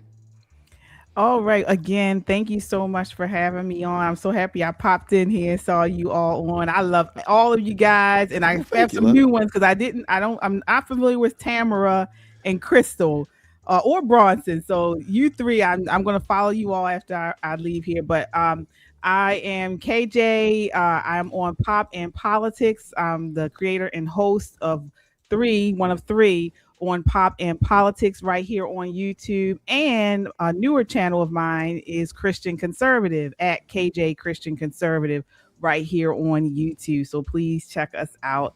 Also, if you, I'm the founder of Metro Conservative Media. So I also have Just the Guys podcast. Check them out. They give you a male perspective on a male conservative perspective. So they got to get all of you guys on there. But Let's definitely go. At KJ Christian Conservative and Pop and Politics right here on YouTube. Thank you, love. All right, Bronson, what about you, my brother? Tell us a little bit real quick about your channel. Why everybody's running over there to like and subscribe. Don't go to my channel. Stay away from my channel. Go to everybody else's on this panel's channel. They're way better at this than I am. That is so far from true that I don't think it's even in the same solar system. Anyway, that's fine. Moderators, please make sure we drop Mr. Bronson's link down in the chat so everybody can go over there and see why they are not going to subscribe to this channel. And make sure you do. Drop green hearts in the chat. Crystal, Beyond Labels, what you got, love? Hey, everybody. I am Crystal Beyond Labels. I do everything from pop culture to current events from a biblical worldview and do Bible studies on my channel, Crystal Beyond Labels, here on YouTube and on TikTok. I also am starting a new channel this week. No Woman, No Lies. Look at Jay's face. He's like, I'm really? Like, this is my first time hearing this. Okay, go ahead. No Woman, No Lies. We're going to have smart women. And I'm so glad I met such amazing women on the panel this week tonight. Thank you, Jay. Smart women. I'm here for you. Have biblically sound conversation. And we're going to, as our dear brother, Wise said, is going to be the counter to The View, because we're going to talk about everything and show it from a biblical conservative standpoint. So you can find me in Crystal Beyond Labels on YouTube and No Woman, No Lies. I love it. I love it. Hold on real quick. Bronson, we got to get you to 5. No. Yes. How far are we off? Come on. Help me out, people. How far are we off, mods? Y'all go over, please, and run up the score on Bronson's page. Do that for me. That's it, Bronson. That's it. We're gonna go do it, and there you go. We're gonna run you up. I'm gonna check you out right now, real quick. Keisha, where are you? What's going on with you, my friend? I'm in the free state of Florida. And my channel is I do the Keisha King Show. We focus on faith, culture, and politics, and it's from a biblical perspective also. So we just are shedding. We are lighting the world with truth. You know, we have a Monday Night Lights show where we just kind of cover different topics. We try to. Sometimes we just get stuck on one, but we try to cover different topics. We have a Monday night show on at 8:00 Eastern Standard Time. So check that out. It's a lot of fun. It's kind of like my more laid back, kind of presentation where we just kick it and chat and talk about faith, culture, and politics. But yeah, you can go to Keisha King on YouTube, and I'm on X. Just type in Keisha King, Keisha with a Q, X, Instagram. I'm all over, and hit me up. I love it. Thanks for having me on. No problem. Tamara, how are you, lady? You want to tell us a little bit about your channel? Yeah. As you round these bases? Jason, thanks so much for having me on. I sure appreciate it. It's been lovely talking to everybody on this panel. You can, if y'all want to, y'all can check out this Bear Muley show. We're all about sharing the truth, and also we believe that prayer is our first resort and not our last. Shout out to all of my subscribers who are on here tonight. I sure appreciate y'all showing me love and support in the comments, and I love all of y'all. Thank y'all so much. Well, thank you. All right, we're about to land this plane, so thank y'all so much. Before we leave, I don't know why Bronson, everybody wants to talk about this buried versus buried. I did. Oh, I saw that. I'm just realizing that was you. This is Bronson. You? So we God. need to. Oh well, hold on. Wait. Before he says anything, my life, I loved it. That was great. I was with you. I was with you on the buried. Buried. Oh God, it was driving me to go. I'm sorry. Okay, Bronson cannot tell you and explain this buried versus buried unless you run over there and hit the subscribe button. He's 250 short. He's 240 short. Can we please get him closer to 5,000 subscribers, please? Thank you so much. Brother Bronson, take it away. What? Tell us about the buried versus buried real quick, because everybody's been talking about it in the chat. Candace just pronounces buried as buried, and it was driving me nuts. So I felt I needed to correct. Thank you. At least. From the bottom of my heart, thank you. Does anybody else notice that she does? There's quite a few words that she mispronounces, like grandfather. She calls it grandfather. Grand. Yes. Of course, Israel. I don't know what that is. I don't know what the. I don't. Judeo Christian. Is it like a northeastern thing? Because I know. I don't know. I don't think so. Okay, because I'm from New York. I can say okay. I can say Judeo-Christian the correct way. I say grandfather. Or how about USA? Wait, so what did she say? What did she say? She makes some weird pronunciations and puts emphasis on really weird syllables. Like, why are we pronouncing this word like that? What is, and please tell me this, Bronson, what is this? Listen, all right. Gary posted a picture on X, Gary from Paramount Tactical. Facts. He's having breakfast with his wife, and he just shows a picture of his French toast. And I'm looking at it, and I'm, he's a big dude, right? I'm assuming he eats peanut butter on everything. So I was like, where's the peanut butter? So that he called me a psycho and started screaming at me for thinking he should put peanut butter on French. So come to find out, a lot of people don't do that. And I thought that was a pretty normal thing. So you do put peanut butter on your French toast? Yeah. Yes. Okay. See, yeah. All right. Okay. And I was trying to prove a point. I was going to be like, I'm going to get Gary. I'm going to show him that everybody else puts peanut butter on French toast. And I'm kind of getting the opposite of that is happening. So it's all good, brother. It's all good. It's all good. Your secret is safe with the six of us right here. We're good with you. We're good with you. You know what we're even gooder with? The fact that he needs 230 subscribers. So y'all please run over there. If you don't eat peanut butter on your French toast, please subscribe to Bronson's channel. If you do put peanut butter on your French toast, subscribe as well.